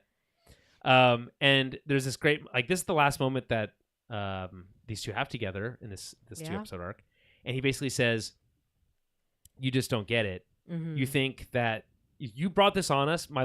Our lives are completely changed now, and you think that even if they find Maul, they're going to just leave. It's not going to work that way." And Two Boots is like, "Well, we don't have enough data to assess that yet." Yeah. And he's like, look at all the resources they brought us. Yeah, like, my he's God. all positive. He's so chipper about it. Like, it makes me really hate him. I really kind of hate him. Yeah, now. in this moment, you're kind of just like, God, get it. This guy. Figure it out, Two Boots. Like, stop being such a real snitch. Brown noser. Yeah. Yeah. No, I went from really liking Two Boots to really not liking him. Yeah. Anyway, he's left to stare at a hollow of Maul as he's brought in for interrogation. And we see fingernail marks on the table. And then the first brother, Marok, appears behind him and wants to know, quote unquote, everything that happened. So does the very typical bad guy thing of the hands Yes. on the shoulders. Yes. Yeah. I think, I think of Andor, of course. There's this great scene with Ben Mendelsohn when he's like interrogating what's her name, the blonde woman, and he puts his finger on the top of her head. Do you remember that? Yeah. That it's which apparently was improvised. And so this is like that, but just much more cliche, obviously. No one's quite like Belle Mendelsohn and putting the finger on top of their head. Yeah, that's so wild. Deidre, right? Deidre, yeah. Deidre, yeah. Yes. Yes. Poor Deidre, or not so poor Deidre. Yeah. Well, that's something, and they say that, or in this, with that the police captain's been transferred permanently. It's like, yeah. what does that mean? Is she dead? Did you kill her? Well, or I did just you imagine actually she's in a prison, like she's on like a internment camp. Probably, yeah. But transferred permanently, like also just great line though. Transferred permanently. Yeah. Yeah. The Empire. I mean, this again. A lot of what we see here is like just like Star Wars cliche, and this is one of those things. We're back with Docky and Devin. The duo hide themselves amongst the crowd, avoiding Imperial patrols. Docky seems to still be injured, being helped by Devin, kind of like guided around like an old grandpa. Mm-hmm. Devin, though, is troubled. She doesn't really have a lot of hope after this, like that the Imperial occupation. She doesn't want to spend her life in hiding, wasting her abilities. Docky rightfully identifies that she's kind of repeating Maul's words here. Yeah. She admits she's confused. Why would he offer to be their ally if he's so powerful, like because they couldn't take him down? Right. And agrees that maybe his idea that taking on the Empire alone means that they don't stand a chance, and that only together can they, right. Impact change. We get this line from Docky that says, "The Empire may be our common enemy, but Maul will never be our ally," which is obviously an inversion of, enemy of our enemy is my friend. Is my friend. Yeah. Right.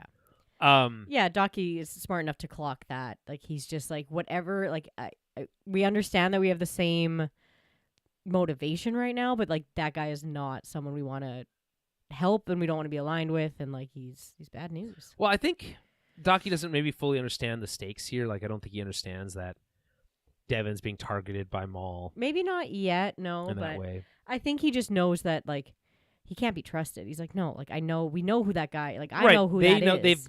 They as a organization, as a Jedi organization, have dealt with him enough to know. But like, I guess I would say that generally speaking, Docky comes off as naive, despite his old age.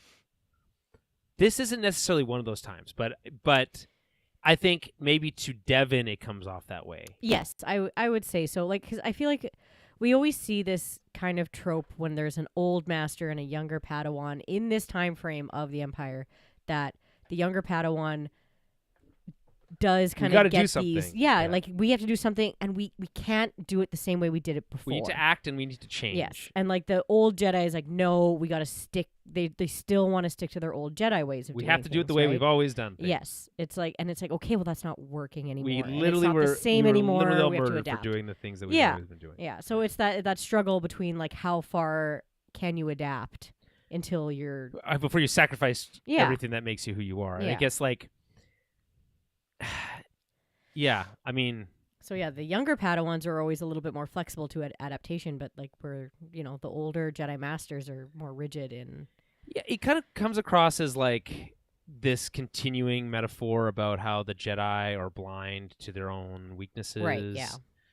And I don't know what the right answer is. Like, no, it's hard to know. I would say like, if I'm a Docky, it's like, you gotta trust. He says later that like, I've been around the galaxy a long time. I've seen lots of change. Tyranny always fails. Right. And while that maybe is true in the long term, in the short term, it's not very comforting, right? No. Say, okay, well, I only have to deal with 50 years or 100 years of torment, and then maybe one day it'll be better. Yeah. But like, she's like, I have my whole life in front of me, and I don't want to waste my life. Yeah. Hoping that things will get better. Why can't we act and kind of bring that change upon ourselves? Which is reasonable. So again, I don't know what the right decision is. I think to some degree, I'm not saying teaming up with Maul is necessarily the right idea, but if teaming up with Maul to take down Palpatine was on the table, that's probably actually a smart thing to do. Yeah. Because if you could work with him and be like, listen, we don't get along. We don't have any aligned principles whatsoever. But we do know that we need to take out the Emperor. That's going to be hard to do because you need to be highly trained and highly skilled, Yes, and be able to infiltrate the highest levels of the Empire and all these things. That would take coordination and effort amongst a lot of very powerful Jedi. And if they could put their differences aside, right? As Maul actually sometimes seems like he's willing to. Yeah, he does seem like he's willing to. Like he's done the same thing before. He reached out to Ahsoka, being like, "Kay, join me." But it is always he does do that it in a very thing. selfishy way. Yes, though. he's always like, "Join me." Like it's Yeah. my thing. And it's like if you would just chill out, stop being such a psycho, maybe people would. I think he'd be hard to work listen with. to you. Yeah, I like it'd be like, probably. here's the plan, and be like, that's not a good plan, and then you just do it And if you were himself. and then- always trying to kill Kenobi. yeah, it's like we things. talked about this. You gotta stop trying to kill him in his sleep. Yeah. Okay, so I don't know. I just think it's a fascinating argument, and it's never a clear answer. So back at Police HQ, we actually hang out with Riley again. After seeing everything go down at the stadium earlier, he makes his way to the police station to find his dad. He makes his way through a throng of people who are confused and scared. Mm-hmm. We hear cops and droids complain that they've been locked out of their files and they've been reassigned. Yeah, I like the two droids bickering behind the front desk. It's funny. It's because it's like they come in and they cause this sort of it's chaos. It's chaos. Yeah. And they thrive on chaos because then they say, look at all this chaos. Let's bring control. Yeah, but look that how control unorganized you are. comes in the form of tyranny. Anyway, he's ignored and he sneaks into the back room. I think it's funny how he goes to this door and there's a trooper standing right there and the trooper does nothing. Yeah. I just think that's really funny. It's like, what are you posted there for if not to stop an obvious child from walking in here? Yeah. Anyway, he finds Two Boots and tells him that his dad is being, and he gets told that his dad is being interrogated, but won't receive more information from Two Boots because he's a civilian and he cites protocol. Yeah. So you get this very droid thing, which is oh, protocol says this and that. Mm-hmm. Protocol's the reason we're in this mess in the first place. Yeah. So this kind of disdain for protocol in me just grows even further. Yeah. So it's just this idea that oh, well, because it's written down this way, we can't be flexible. Right. You might know this child personally. Yeah. But you're not willing to tell him what's going on with his dad. And the craziest part is when he's when or if he's released, he'll get back to you. He's like, what do you mean if? If. Yeah, and that's the thing. It's I feel like even Riley says something to him you've known me. For what do you mean? I'm just a civilian, right? It's It's like when Mace calls Ahsoka a citizen. Oh my God, deadly. Just the most insulting thing you could ever do. Yeah. No, I mean, it is almost exactly like that. But I mean, yeah, this is not, citizen. You basically can't know what we're doing now. Yeah, rough. Yeah. It's tell the people who need to know the information. Yes, well, again, that's an example of the arrogance of the Jedi. Yeah. Embodied very well by Mace Windu. Mm-hmm. I couldn't trust you, but now I can trust you. So just wait here while I go murder your mentor. Yeah. Anyway. So this is obviously very concerning. Again, if I was Riley, I'd be freaking the hell out. Yeah. He's spotted by Lieutenant Blake, who learns who Riley is, which I think is important for later, probably at some point. Yeah. Whether he'll use that to threaten Captain Lawson or vice versa. Anyway, before he's sent away. Meanwhile, Captain Lawson explains to Marok that he walked into an ambush and that most of his team didn't make it out. Mm-hmm. Marok is suspicious of how Lawson seemed to make it out unharmed. Again, this is all very cliche. It's lucky me, yada, yada, yada. Any other thoughts on this sequence here with Riley? No. Okay. Moving on. Back with Daki and Devin, the Jedi pair tried to take a train out of town.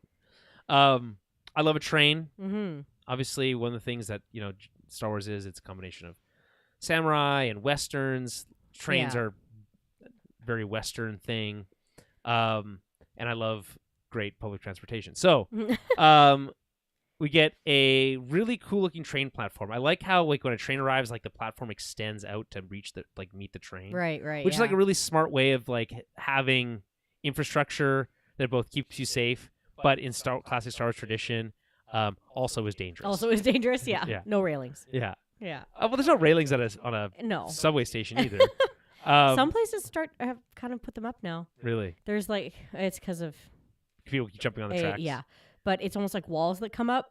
Oh, really? And then the walls will come down when the train actually shows up. Oh, that but makes these sense. like walls come up and down in between. That makes more They sense kinda than a come out of the platform floor. moving closer to the Yeah. tracks. Yeah.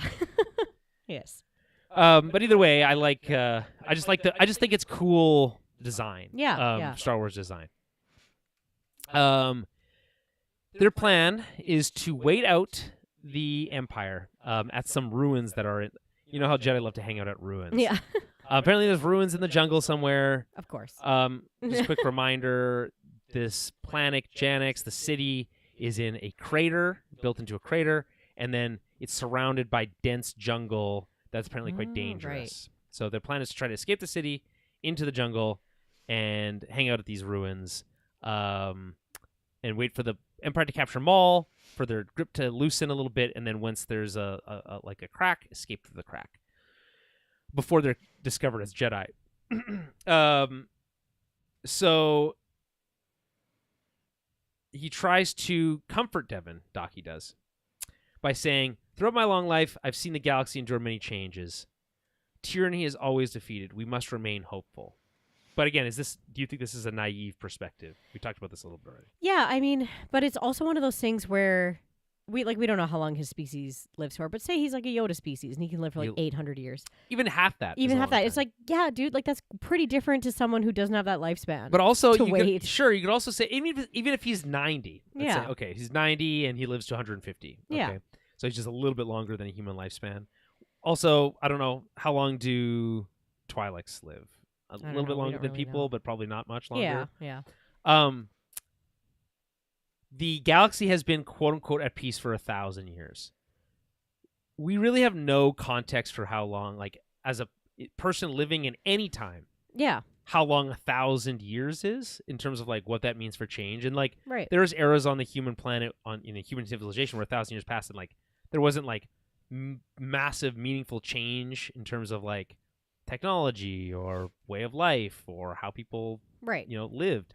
But it's an extremely long amount of time, like Yeah. a very long time. And he might have lived a long time, but he's lived that entire time in peace, Yeah. essentially, Yeah. right? Until the Clone Wars, or, there's other skirmishes and stuff like that, of course, but, Right.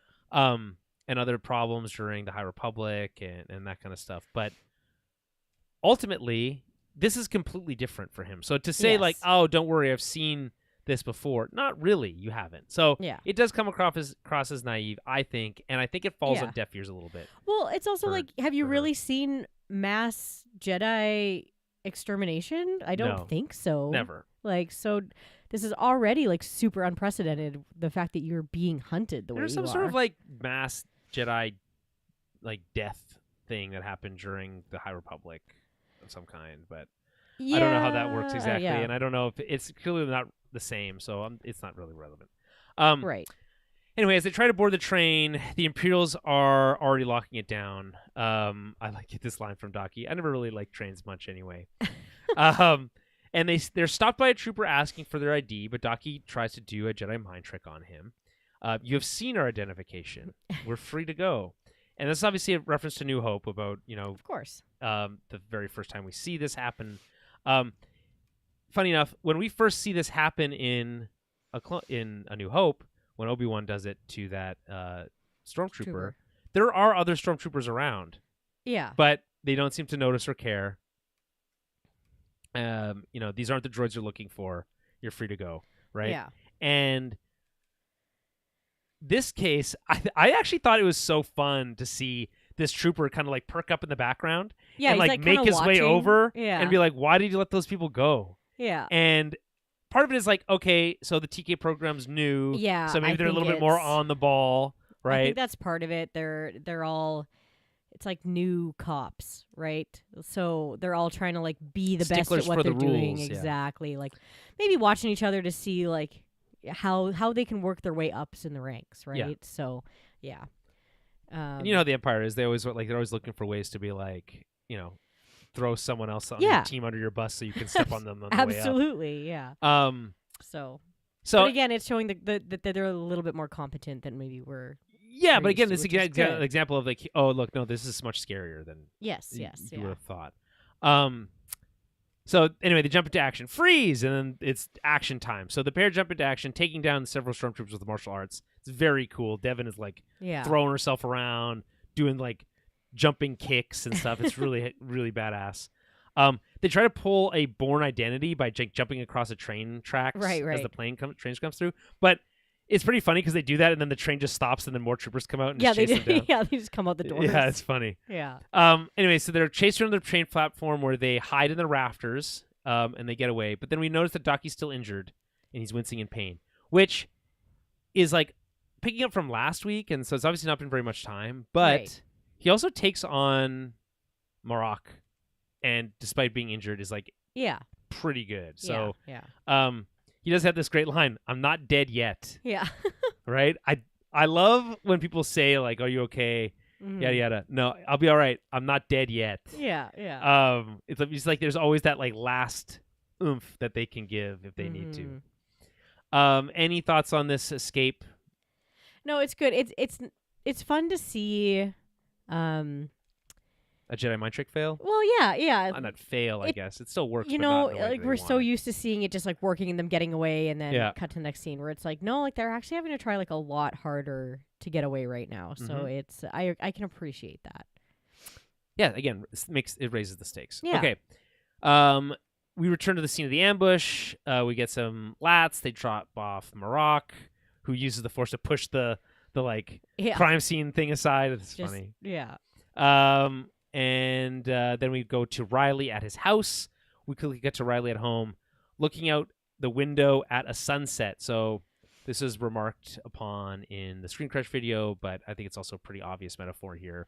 Again, the twilight of his innocence is to say, like, his life as of this moment will literally never be the same again. Right. He can never go back No. to just living a normal life playing team sports. No. He's now a fugitive, essentially, from this moment. Not quite yet, but it's coming soon. And the sun is setting, and that sun represents the life he once knew. And so anyway, they did this a lot during the prequel era with the Jedi. It was like always dusk when we cut to the Jedi Temple there. And it was supposed to embody or embolden be a metaphor for the twilight of the Jedi Order. The sun is setting on the Jedi Order as we know it. Anyway, so he receives a call from his mom. She's wearing what appears to be an Imperial Navy uniform, but there's no pips, so maybe not directly in the Navy. It's unclear, like what she doesn't have like any patches or anything that you can like identify. Yeah. Riley tells her what's happened. Like he's like, "Hey, Dad's isn't being interrogated. There's the Empire's here. Like I don't know what's going on." The first thing that she does though is just like, "Oh no, what did he do now?" Yeah. Which is, okay, understandable why someone might say that, especially if they're separated, especially if they had a disagreement about something. But her advice is the worst. It's to cooperate with the Imperials, and if she has an opportunity to tell his dad to do the same thing. Yeah. And so, if the troops are there, it's because they're there to keep you safe. Yeah. Anyway, she's called back to work. She literally doesn't even have 30 seconds to talk to her kid. And she's called back to work. She does say "love you" though, which is nice. She does seem genuinely like caring as a mom. Yeah. Other than the fact that she moved away from her kid. Yeah. To Coruscant. So, and we did nail that, by the way. We're like, she probably is working on Coruscant. Yeah. Right. I'll take that win. Any thoughts on this call with his mom? I mean, you're a mom. Yeah. I mean, yeah. It's sort of. She's definitely playing like that. This character is playing that part of. She's deep in the Empire. It's like, oh well, they're just there to protect you. She's just eating the drinking the Kool-Aid, doing the whatever, right? So it's that again, that kind of trope of like, oh, just listen to the police. They're not there to do anything bad. They're there to protect you. They're not going to arrest your grandma. Yeah, and all throw those her things. to send her to Guatemala. Even though she's from Mexico. Exactly. So yeah, it's that very trust authority. It's frustrating for us as like the viewer to see it because you're like, hey, like your kid is calling you and he's scared, and you're just being like, oh, my ex-husband's up to do his things again, just like ugh, just listen to the Imperials. It'll be fine. It's like it's not going to be fine though. Like you should know better than this. I wonder if the show. Do you think the show will cut away to her on Coruscant and be like, hey, when she just when it's like, hey, your husband is a fugitive and your son is on the run. And, yeah, like maybe she'll see a video at some point of them Hey, like- shooting at her kid. like but- I don't like the show hasn't really seemed interested in like providing us other perspectives. No, so not yet. I don't know if the show will do that, but I just think it would be interesting to do that. Yeah, like I mean, they have brought her in, so I would assume we will see her at least. Yeah, but one more maybe time, again, but- still as a hollow and not. Yeah, as a, yeah. But But I it's, mean, also, again, knowing the Empire, you can't call her now because they'll be no, watching her phones. No, you of know? course not. So it's. Yeah. Yeah, I mean, yeah. Like I said, this adds a layer of intrigue, right? We already knew about them being separated, right? And then Yeah. this disagreement about how about her working with the Empire, and now we get to see this like brought to like put into action.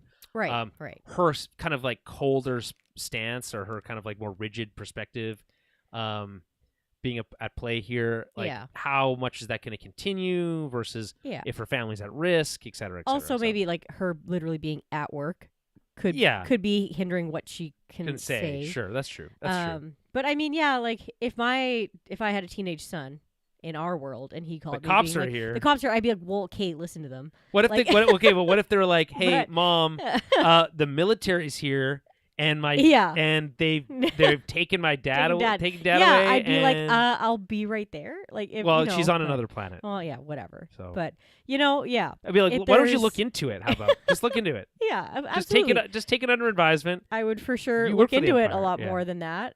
It wouldn't be as simple, but yeah, like there's a point where you're like, okay, just try to keep your head down and like. Sure. Don't- Yeah, like don't cause trouble is a fair Yes. enough advice, but like but at the same but time, like it's not yeah. like not listening, not actively listening to like No, what's but to just actually dismiss happening. it Yeah, is- it's just it's yeah. it would be Yeah. a moment of like for a child be like very chilling, I think. Yeah, further. especially when they're like, you need to come here. Yeah. like be like, Yeah. Kate, but I'm on my way. Yeah.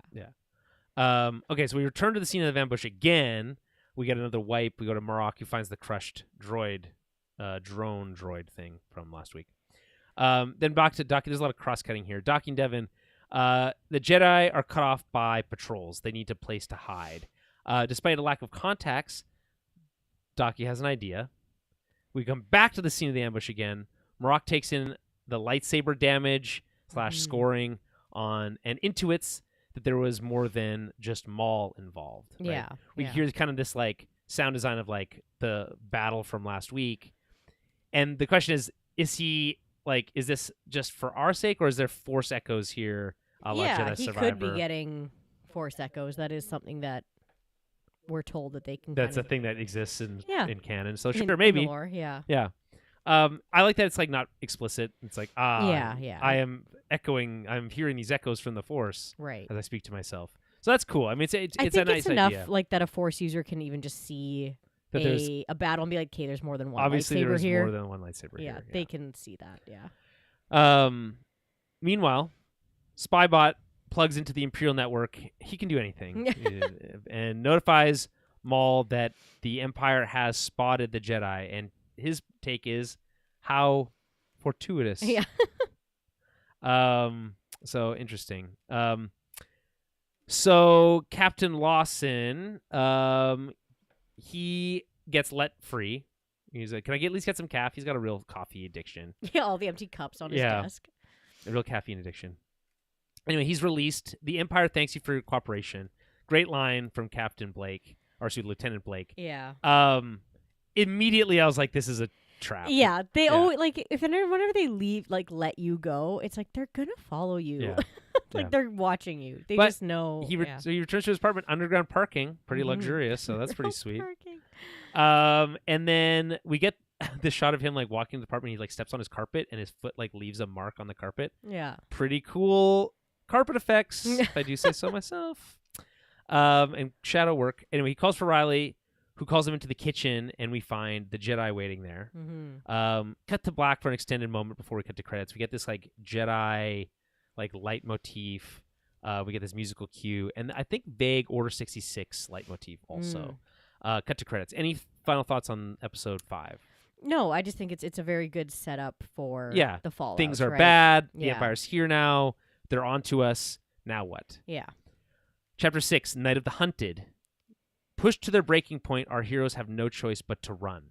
Again, another great log line, in my opinion, because that's what this entire episode is. Yeah. It's just them running, essentially. This is directed by Brad Rao and Stuart Lee, written by Christopher Yost and Amanda Rose Munoz. Runtime, 24 minutes, as the last 4 episodes have been.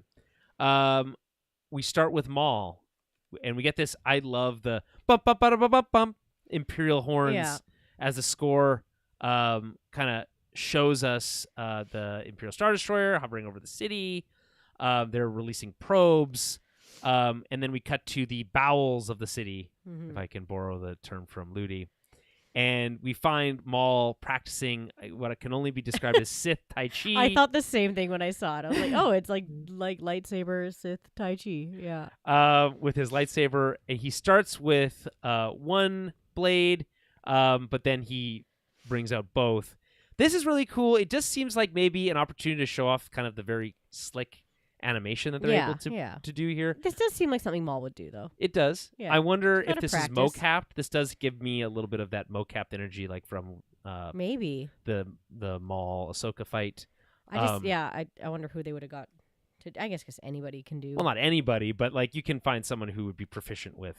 Who can do. Because I know they have used Ray Park in the past, but he's crazy now. So, yeah.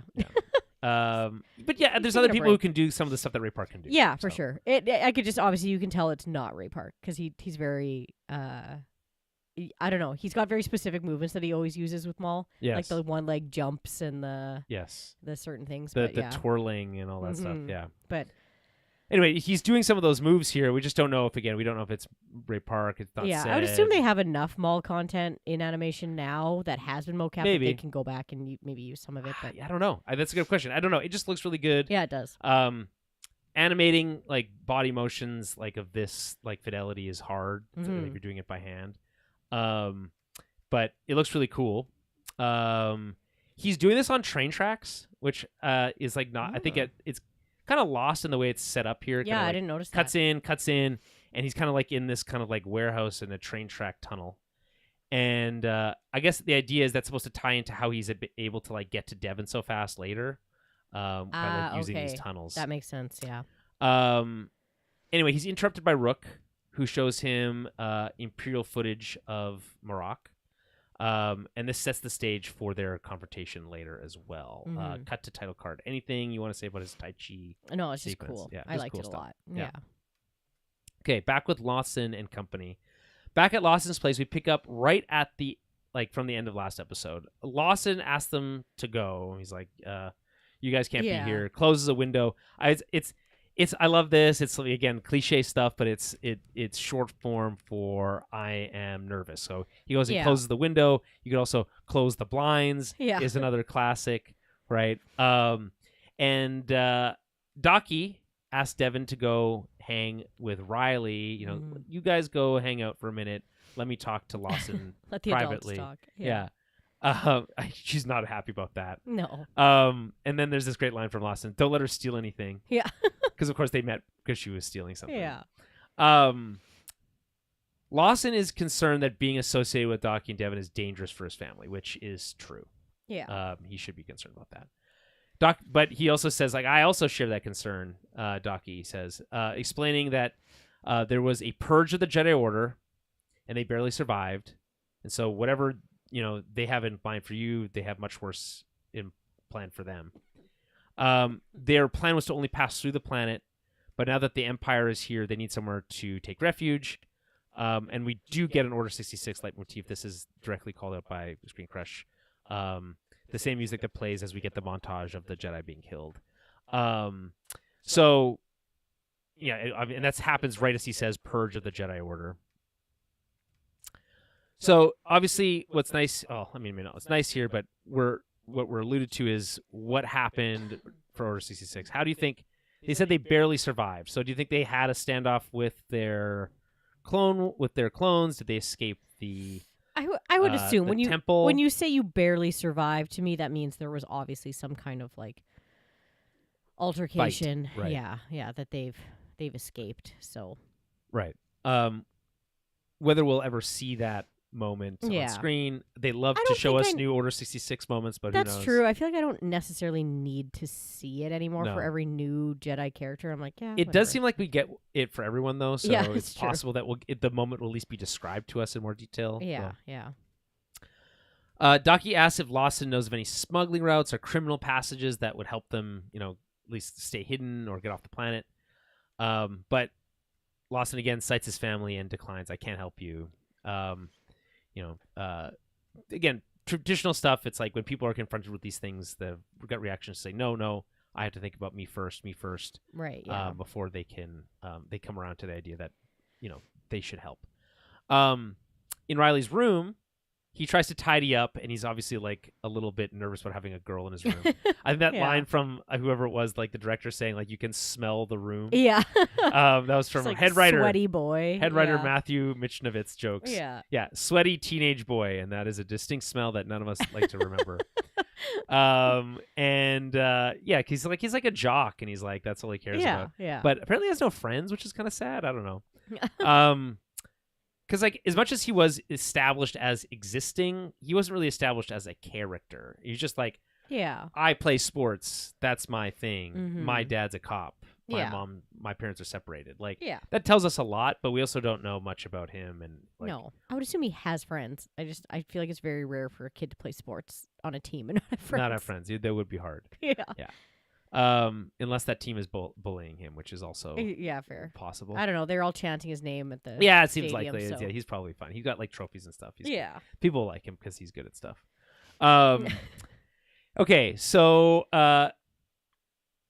he tells her that they're not together anymore. His parents, because she sees a picture of his mom, took a job on Coruscant with the Empire. Again, confirmed that that's true.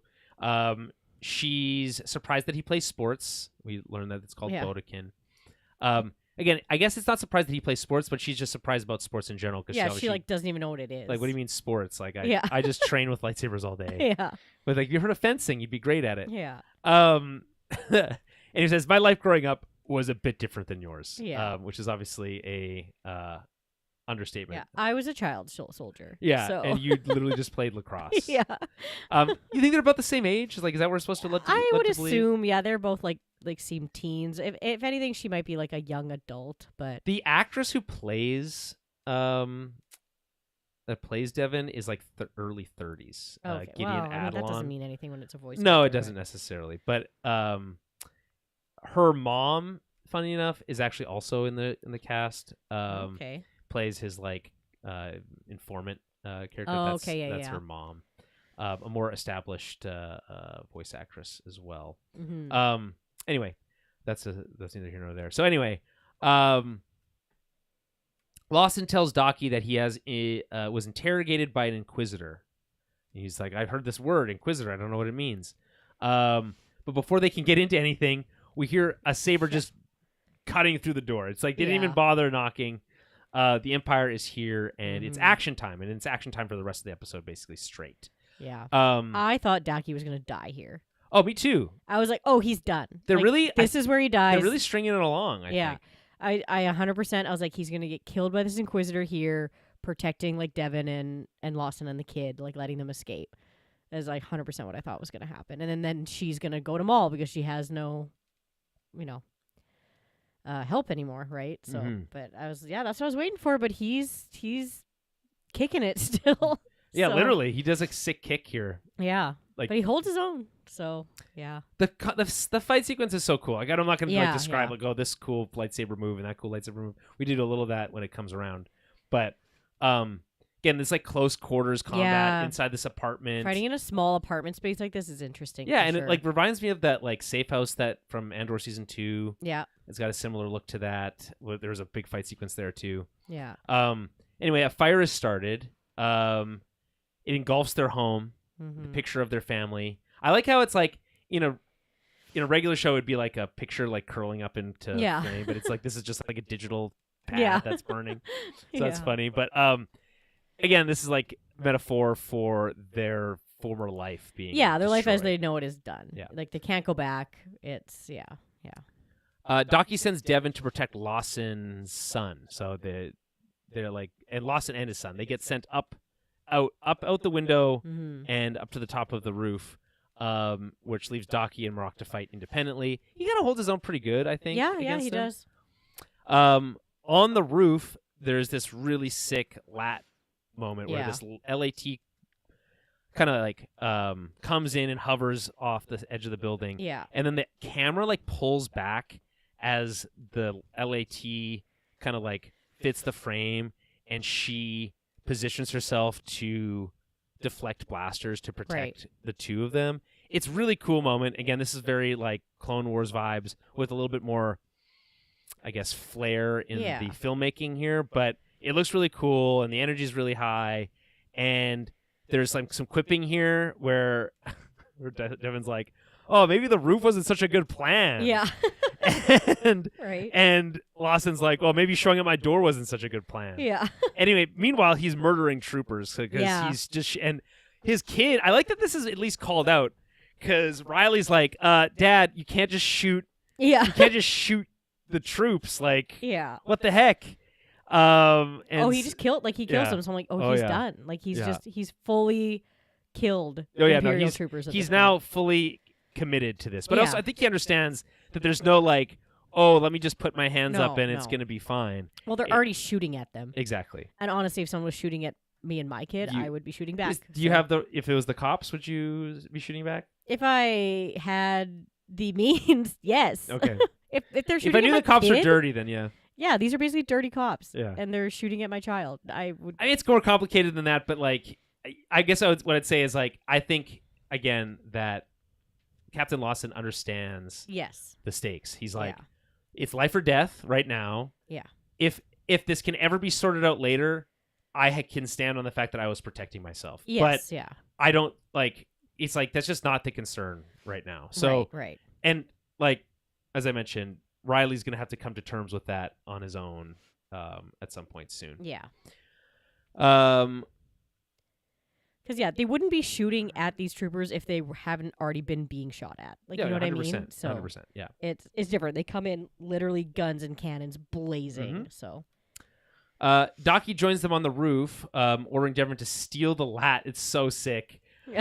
She like does this maneuver where she like jumps off this like does this like wall kick and then lands on like the cockpit, uses the force to open it, and like tosses the pilot out. It's so cool. And like steals the LAT. Marok joins the fight. Docky engages as Devon uses the cannons on the LAAT to hold Marok off. He does this cool move where he like headbutts him and like pushes him away so he can create space. Yeah. So that Devon can use the cannons on the lat. Yeah. To like try to kill him, obviously, but he like does this cool backflips and deflects one. Again, there's this moment earlier where Docky deflects those cannons with his lightsaber, and it's really cool. Every once in a while, you see like someone try to deflect like a shot from like a TIE fighter or something. Yeah. And it's more just like putting it into the ground. Right. But it's like it's super cool, and it obviously looks very hard to do. Yes. Yeah. It doesn't look as easy as like blaster bolts that you they're not doing it one-handed. Aim and generally. deflect back. Yeah. Yeah. It's super badass. This might be my favorite sequence of the entire week. Oh yeah, yeah. Which is like the fight in the apartment, up to the roof, the dealing with the troopers, stealing the lat, and then the lat chase is like I think the coolest sequence. Yeah. And I think when I say like this is the coolest we've ever seen the lat, it's like look how it's being used here. It's like being used as a helicopter. It's then stolen. There's a sequence where Lawson like climbs into the cockpit and then climbs down back into the storage area where everyone else is. Like, so we're moving through it. We're moving with it. It's like, I don't know. To me, it's like this is like lat porn for me, and I love it. Lots of dead troopers here. Again, the show's not afraid to show you dead troopers, which is I think is again important. So many to keep the stakes high. Anyway, the lat is chased down by more of them. Devon hasn't flown one before, but seems to be a kind of a natural as a Force user. She pulls off this maneuver that causes one of them to crash behind them. There's a brief moment where Lawson tries to explain to his kid about how the Empire is not what they kind of like. He's like, you're gonna have what you need to understand is that they're not who you think they are. Yeah. And before they're able to continue that conversation, two more lats appear on their tail. Yeah. They get shot down. And there's this great sequence where Lawson shoots out of the back of the lat and gets a shot on the pilot of one of the other ones and causes it to crash into a building. So who knows how much untold carnage? Like damage he's caused or death from just the collateral damage. Yeah. Anyway, they crash land and escape into the city. Any other thoughts on this sequence? Just like I said, very, very cool sequence, and I definitely thought Daki was going to be dead by the end of this, but no. He's, proving to be... How long do you think he's going to live to the end of the season? Admiral? I don't know. Like, that's one of the things. I don't think so. I have a feeling it's probably just because they've been, like, playing up how injured he is. I'm like, oh, he's injured. Mm-hmm. Like, he's going to end up sacrificing himself at some point, which I thought was this scene, but they proved me wrong. They didn't go into that trope just yet. So also, there's a very soft crash, I will say. Yeah. They, like... I guess like she's a pretty good natural pilot because she's like flying it's like crashing and she just like it's like the whole she like gently places out. it onto this platform on the side of a building. Yeah, really impressive stuff. Anyway, back at Police HQ, we see that there are now walkers on Imperial walkers being deployed. It's the two-legged ones. The two-legged ones, yeah. They're like proto. Yeah, they're not the AT-ATs or whatever. Those have 4 legs, right? Yeah. The AT-ATs are the big camel ones. Yeah. And the ATSTs are the chicken walkers. Right, yeah. But this isn't quite that either. There's another name smaller. for it. It's a smaller one. Yeah. We've seen them in Rebels. Droids seem to be getting reprogrammed, it looks like, some of the cop droids. Yeah. Which is bad news for Two Boots. Meanwhile, a cop is talking to Two Boots, and he says he finds the Empire's efficiency to be, quote, commendable. Yeah. And that he's happy with the amount of resources, quote unquote. This is what I was thinking of support before. that they're sharing. Ick. And he's like, I think Captain Lawson will find that he was wrong in the end about the Empire and that he'll be happy that this all came to pass. That's such like a C-3PO way of thinking. Yes, you know what I mean? It's a classic. That's a 3PO type of joke where it's like, let me set up this concept and then immediately undercut it. Yeah. Because he's like, as he's saying that, Captain Lawson is his wanted. like mugshot is put up on all the screens, and he's now wanted. And deadly force has been authorized. Yeah. It's not just he's not just a fugitive and needs to be taken in. It's hey, go kill your former boss. Yeah. It's like, oh, actually, you think he's gonna be fine with it? We're gonna try and murder him. Yeah. So sorry. Yeah. And also get rid of those boots. Do you think? You also get rid of those boots. Those are not standard issue droid. Yeah. Get rid of them. It's like, I feel like boots. it's like I feel like this scene could end with deadly force has been authorized. Don't end up like your former boss. Mm-hmm. Those boots aren't standard issue. Feels a little bit much. Like I don't know. I think they just needed that one more dig to Two Boots personally to be like, we are not like Lawson. You know what I mean? Like that was your buddy. He liked you. You guys got along, and it's one more like dig to him. It's like the knife in his side of just being like, oh, and those fucking boots you like too much. Your namesake, get rid of them. Like it's who you are as a droid. Yeah, no.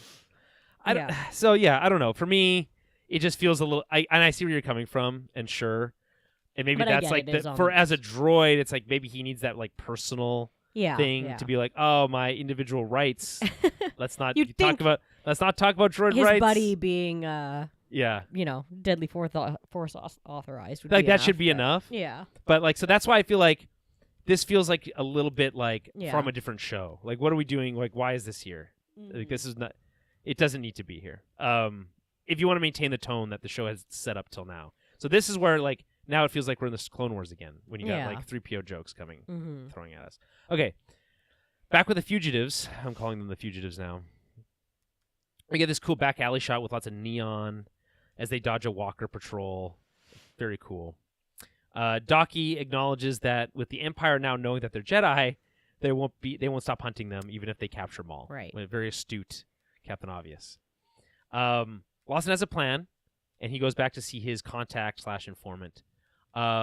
What's her name again? I would love to remember what her name is. It starts with an R. Man. Okay, whatever. Yeah. I can't remember her name, but I will say she looks exactly like a purple version of Liara from Mass Effect, and it kind of has a similar vibe. There's this side quest in Mass Effect, I think there's this DLC where she like becomes kind of a bit of like an underworld like informant, Right. and she looks again. I can't imagine it's a coincidence how much like Liara she looks like to me. Are you looking up what Google what she looks like? Sul, S-U-L, Sul, or Yeah. Sul. Yeah. Mm-hmm. Yeah. You go find a picture. Find a picture of her. Yeah. Because that's what really like it's maybe less as a character to some degree. Yeah, she's kind of this like rough and tumble character with clean cut with like an edge, but Yeah, Rena Sewell is her name. Rena Sewell. Yeah. Okay. Yeah. So now look up Liara and you'll get a sense of who she looks like. So Rena Liara looks like Liara. Liara. Tasuni? Yeah, from Mass Effect. Oh, I see what you're saying. Yeah. Yeah. Gotcha. Anyway, so they go to her. I guess she owns a casino. Which, you know what? Bounty hunter to casino owner? Yeah. Pretty impressive. Makes sense. Yeah. Tracks. I guess it's like a little shady. Yeah, but shady like, business you need a lot of money to start a casino. I mean, yeah, that's true. So Docky acknowledges, as we mentioned before, about the Empire. Lawson has a plan. In her office, she mentions how he brought his kid. This is Rena. And that's how she's kind of her acknowledging that it must be serious.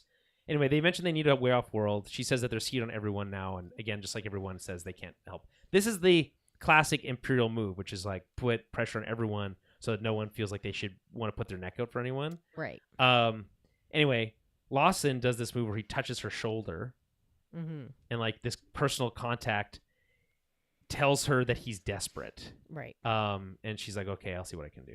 I think there's this like human connection here that I think is like shown by this just one act of physical contact. That's nice. Yeah. I feel like there is like a little more between these two. Yes. As his kid says, he's like, well, they work together as informant, but I don't know if that's all there was. Yeah. Because like, it's in that other episode she's in, she's like, oh, I'm free for dinner. Like, I do think there's more than just her being a professional confidential informant with this, but yeah. Back with Maul, Spybot spots Viper droids, and they already have spotted the Jedi, so they're on their way. But then he has this line where he says "trashy droid." I like that. Which I mentioned earlier about how I thought that's on the nose. Trashy droid. Yeah. Rook seems a bit bitter that Maul would risk himself to, quote, rescue the girl and the Jedi. But he says that the strongest metal is forged at the Crucible. Mm-hmm. So I'm not going to take credit. Screen Crush is the one that called this out. But I do like Maul using like smithing references to talk to a Mandalorian because they would understand that. Yeah. She'd only prove her resilience and she will find me her ally. Okay, so what is he saying here, in your opinion? What's like the translation in English, please, as they like to say? The whole thing. The strongest metal is forged at the Crucible. She only need prove her resilience, and she will find me her ally. Yeah, I think what is it like? Basically, when things are at their worst, like that's when people like combine and meld together, right? Like it's. I would say that when the pressure is highest. Yeah. That when the heat is on, both those things apply. Yeah, that's when that people either rise to the occasion or are crushed by the pressure.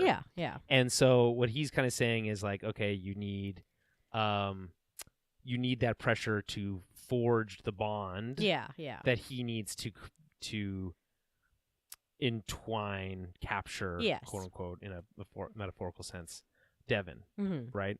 So he says she need only prove her resilience, and she will find me her ally. So he's saying that kinship will be forged through him saving her. Right. Yeah. I think that's what he's trying to say, in so many words. So back with the fugitives, Riley confirms that she was an informant. Obviously, Lawson tells Docky that before she was a cop, he traveled around and worked with her when she was a bounty hunter. So during the Clone Wars, he was kind of like, it's not clear if he was a bounty hunter, but she was. He did some jobs with her. Yeah. He references that planet that they barely escaped. in essence, they share a life debt. Yeah. They've saved each other's lives. yeah. They're bonded. It's Yeah. trauma bond. Well, and like they owe each other their lives. Yeah. So it's like that means a lot, obviously. So the Empire arrives, and she tries to go to deal with it, but offers her secret elevator for them to use to escape. I like how she tries to be like, yes, I'm the owner of this establishment, and they just ignore her and then try to push and past then her, try to arrest her, and then obviously doesn't work. And then immediately just there goes her whole business. Yeah. So that sucks. This is a good example of how like this like persecution of the Jedi is so extreme that just any mere like you just bump into one on the street, and just because you made physical contact with them, your whole life is ruined. Yeah. Anyone in their path, it's if you even help them slightly, you're fucked. Yeah, even by accident. Like if you knew they were Jedi before they're Jedi, it's like, oh no, now your life is ruined. Yeah. And so that's just that collateral damage just keeps expanding. Like they just don't care what they need to destroy or how to destroy. And this is really just a direct through line to Palpatine. Absolutely. Anyway, the Empire arrives. Devin and Riley are sent down first as a pair. Docky and Lawson hold back the troopers at the door. I like how they're like, again, very Jedi clone captain pairing here. In the garage, Riley and Devin dodge troopers and spot Merrick as they head towards the train station. Back inside, Docky and Lawson head down to find the other two, but before they can, they're engaged with troopers and headed down into a different alley. Mm-hmm. Now separated from Devin and Riley, which we'll find is the case still the case at the end of the episode. Right. Meanwhile, Spybot, still plugged into the Imperial network, spots Devin and I guess presumably informs Maul about this. Yeah. It's not shown, but that's 100% what he's doing. The whole time. But there's this quip where, again, there's this kind of like, I mentioned the quipping from earlier, but we get this one earlier about how Docky says that Devin is highly trained and he'll protect his son, and he says, "You have my word," and he's like, "Is that supposed to make me feel better?" And that's all happening while they're dodging blaster fire, which, again, it's like in a real world setting. I think if the show was consistent with its tone, they would not have the quipping and this like interaction dialogue. It's snappy, it's fun, it's also cliche. The banter is very like Anakin Obi-Wan Clone Wars coded. 100%. Like it's this is not banter during battle. Yeah. It's not. It just kind of like, I think it saps the stakes a little bit. Some of the tension. It's called bathos. Star Wars movies to some degree, but Marvel movies are particularly bad at cutting tension when it in an inappropriate time to drop the stakes of action sequences by using quips and humor. And so they're using some of this here, and it's not too bad, but I just think if the goal was to maintain that same noir feel, they wouldn't have done that, and this would have come across as a lot darker. This sequence is actually quite dark. They're being chased by the military, essentially. Yeah. For their life and ruining people's lives in the meantime. 3 people's lives have been ruined just by interacting with these two Jedi, right? Yeah. But instead, this otherwise very dark sequence is lightened up by this banter, which I think was probably on purpose. But again, I think it's one of those blind spots of Lucasfilm Animation, which is like, no, let the audience sit in the darkness a bit on this. Yeah. Because it is true. Like, you'd think that kind of the Jedi should know a little bit better by now than to involve regular people. Well, it's quite early still, I guess. So maybe they true. haven't really learned this lesson, or at least these two haven't learned it. In the train station, Marok engages Devin. There's this line where Riley said, like, he's yelling at Riley, or she is yelling at Riley to like go on the train. Mm-hmm. And you can really hear the desperation in her voice. Like, she feels like she is on like her back foot. Yeah, it's a great voice performance by Gideon Adelon. Anyway, she jumps on the train and is followed by Marok, and then we have a train sequence. They fight along the cars before she's disarmed briefly.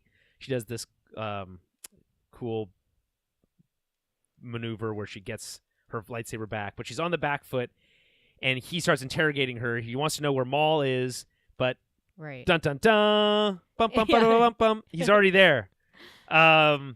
So he's like, "I'm here to rescue you." Very Batman moment, by the way. This is very Batman coded. So he says this line, Marok does, "So it's true, you live." Yeah. Which I feel like just adds to this Marok mystery, which I think is quite fascinating. Mm-hmm. Who is he? Who was he before he was Marok? Was he always this way? Right. When he says this, it was like, I was like, oh, maybe he's some sort of like puppet that is like puppeted by Palpatine from afar. Right? Yeah, right. This kind of right. Force echo type of thing. Not quite like what Luke is doing in Last Jedi, but like maybe this kind of like dark magic, dark side thing where he can like pilot this person with his essence or whatever. Oh, okay. I don't know. This is my wild theory.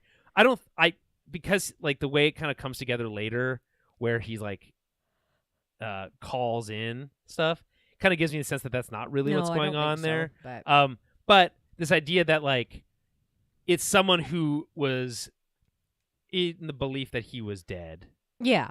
Presumably before he was told about Maul's backstory by Palpatine or Vader or whatever. Right. So there's like, I feel like there's some history there, but again, just generally the mystery of who he is or was, I just keeps getting more interesting for me. Yeah. Any thoughts? It's always interesting with the Inquisitors for me because they all did have this life as a Force user before, right? Mm-hmm. So they're all very fascinating. They're very mysterious with like their masks and everything. You don't really know who they are. So I always do appreciate them keeping it a little bit of a mystery for longer on who they were beforehand and what they knew and what they were involved in. So that is like one of the most fun things I find about the Inquisitors. It's like they're not just anybody. They're typically like turned there's Jedi. History, there's like such a history there. So which it's adds a lot of interesting. drama. We hear another leitmotif from the Anakin Obi-Wan Mustafar duel, which is interesting. I'm like, okay, so what are we trying to reference here? You've got, I guess maybe it's the continued kind of fall to the dark side for Devin, potentially. But also a duel on a kind of a moving platform is maybe what they're looking for. I don't know. Or maybe they just think it's a fun sound to use here. But anyway, there's this whole sequence where they fight together as a team, Devin and Maul. I like how at first like Marok wasn't necessarily thinking they were going to fight as a team. Then he kind of clocks. He's like, oh, okay. Like, right. Yeah. There's this sequence where Marok throws crates at Riley. So Devin has to jump in to save him. Again, the classic splitting them up maneuver, right? And then they get enough space to engage their dual-bladed lightsabers. So you get the traditional dual-bladed lightsaber from Maul versus the spinning one from Marok. And it looks pretty cool. Well, Maul wouldn't necessarily know that they have duels yet. So I do like that's kind of fun when Marok like turns it on and Maul's not necessarily expecting it. And it's kind of like, hey, like, fuck you. That's my move. That's my move. Yeah, you learned that from me. Yeah, that's my thing. Yeah. Luckily, he didn't use it as a helicopter and fly away, though. Correct. So. He did not. I will be very surprised if we see that. No, we won't. He should have turned that on and just started following them on the... He did turn it on so it was spinning on its own. That's true. At one point, it was spinning on its own. Yeah, no, it was doing the spinning. It was doing the spinning. Yeah, that's but then true. like you just see Maul kind of like... I don't think the spinning itself is necessarily stupid. It's the helicopter. It's the helicoptering that's stupid. Yeah. They always make fun of that on Screen Crush too. It's like, maybe went too far on that one. I would be very surprised if they ever went. I don't back think to they that. ever will. I think that was a mistake. But it's Okay. But I thought this whole train scene was so fun. Yeah, it's super awesome. Like, oh man, it looks so cool. Like everything's moving, the light, the red, the blues. There's there's this yellow lights that are passing overhead that gives a sense of motion. Man, I love this. I was like, this is so fun. Again, I always love a train sequence. Yeah. Like fighting on top of train, it's very Western also. Yes, also it makes me think of Uncharted 2. Great train sequence in Uncharted 2 that you get to fight on. Anyway, they fight, and then before they can continue their fight, Devin cuts the train, separating them, and then they get away. And then Devin turns her lightsaber on Maul, But Maul turns his off and kind Yeah. of just stares at her, and she's like, okay, well, you're not going to fight me, then I'm going to put mine away. Yeah. Only for Maul to say, this is such a funny line to end this sequence on. Now that you've seen the face of your true enemy, ... And then we get this weird shot of his head, and it's like the lights thought that go was so overhead. Cool. That was such a cool shot. Yeah, I don't know. I feel I loved it. I feel like it's very trippy and like it was very trippy. If you have epilepsy, you should be careful. Well, yeah, about that was, I don't know. That was a really cool shot. Yeah, it is cool. That's badass looking. And then we get a wipe, a classic Star Wars wipe to Marok on the Star Destroyer. He's calling somebody, classic bad guy calling somebody, a mystery or a hood, something. My lord, I can confirm the presence of Maul. He's more dangerous than we suspected. It seems he's in league with 2 Jedi. How shall I proceed? Mm-hmm. So, who's he talking to? I don't think he's talking to the Emperor, because I don't think the Inquisitors... But don't you think that the Emperor would be more interested if there was Maul? That's true. It's just, in terms of the Inquisitors, they were like Vader's. Like, yeah, it's his responsibility. In like the hierarchy of who can talk to who, I don't think the Inquisitors can just directly talk to Palpatine. I'm pretty sure. Again, unless we're talking about he's the first brother, right? Yeah, so he's the true. first of them. He was recruited first, potentially, maybe directly by Palpatine. Yeah.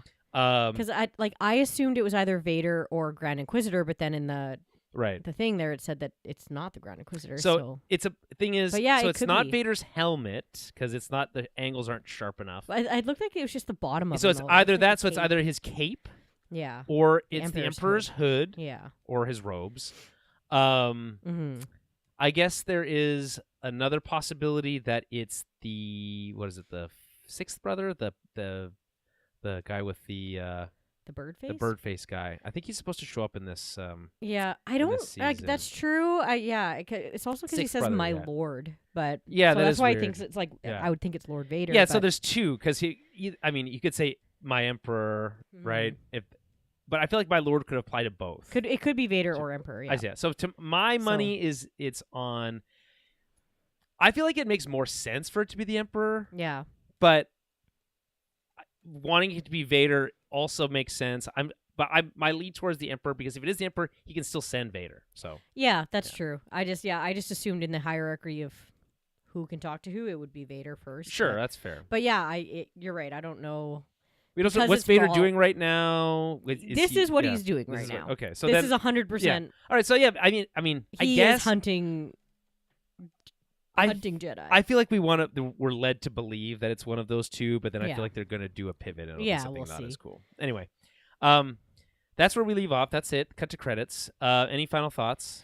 Yeah, I really liked. Yeah, it was fun. So good. It's just so action packed and like. Yeah, it just had so much going on. It feels very important. Everything feels very important now. Yeah, and like I said, like it's nice to have stakes where I'm like actually worried. I'm like, oh man, is Daki gonna die here? Like I was like, I'm really starting to like him, and you know, all the characters kind of coming around now is you're feeling for them a little bit more. So it's yeah. Like we're in the This marks the halfway point where things are action is high. We're in the second act of the 3-act structure of the season. Which means that next week will probably crescendo. Like if Daki's gonna die, it's gonna be next week. I think.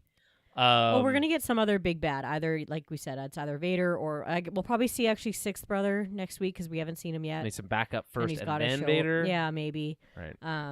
You know, maybe that's where Call to Oblivion. Maybe that's one of them getting called in, or you know, I don't know. But yeah, it's really fun show so far. Good show so far. Inquisitors are just man, they're fun.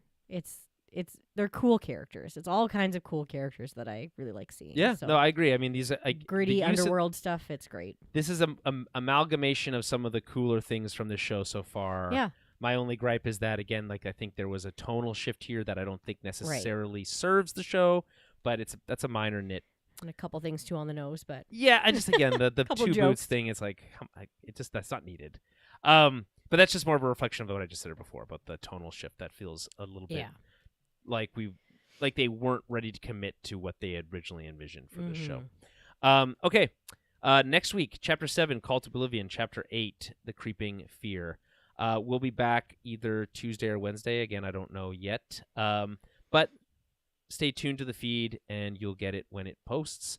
Again, either Wednesday or Thursday when we do the post the podcast. Mm-hmm. But feel free to send us any thoughts, comments, concerns you might have to our email address, towerofbabblepodcast@gmail.com. Join the Patreon. Send us a message there. You can send us messages on Discord if you're in the Patreon as well. Shoot me a message on Blue Sky. Whatever you, we're on Blue Sky as well. Whatever's the easiest for you. And we'll be back next week. And may the Force be with you.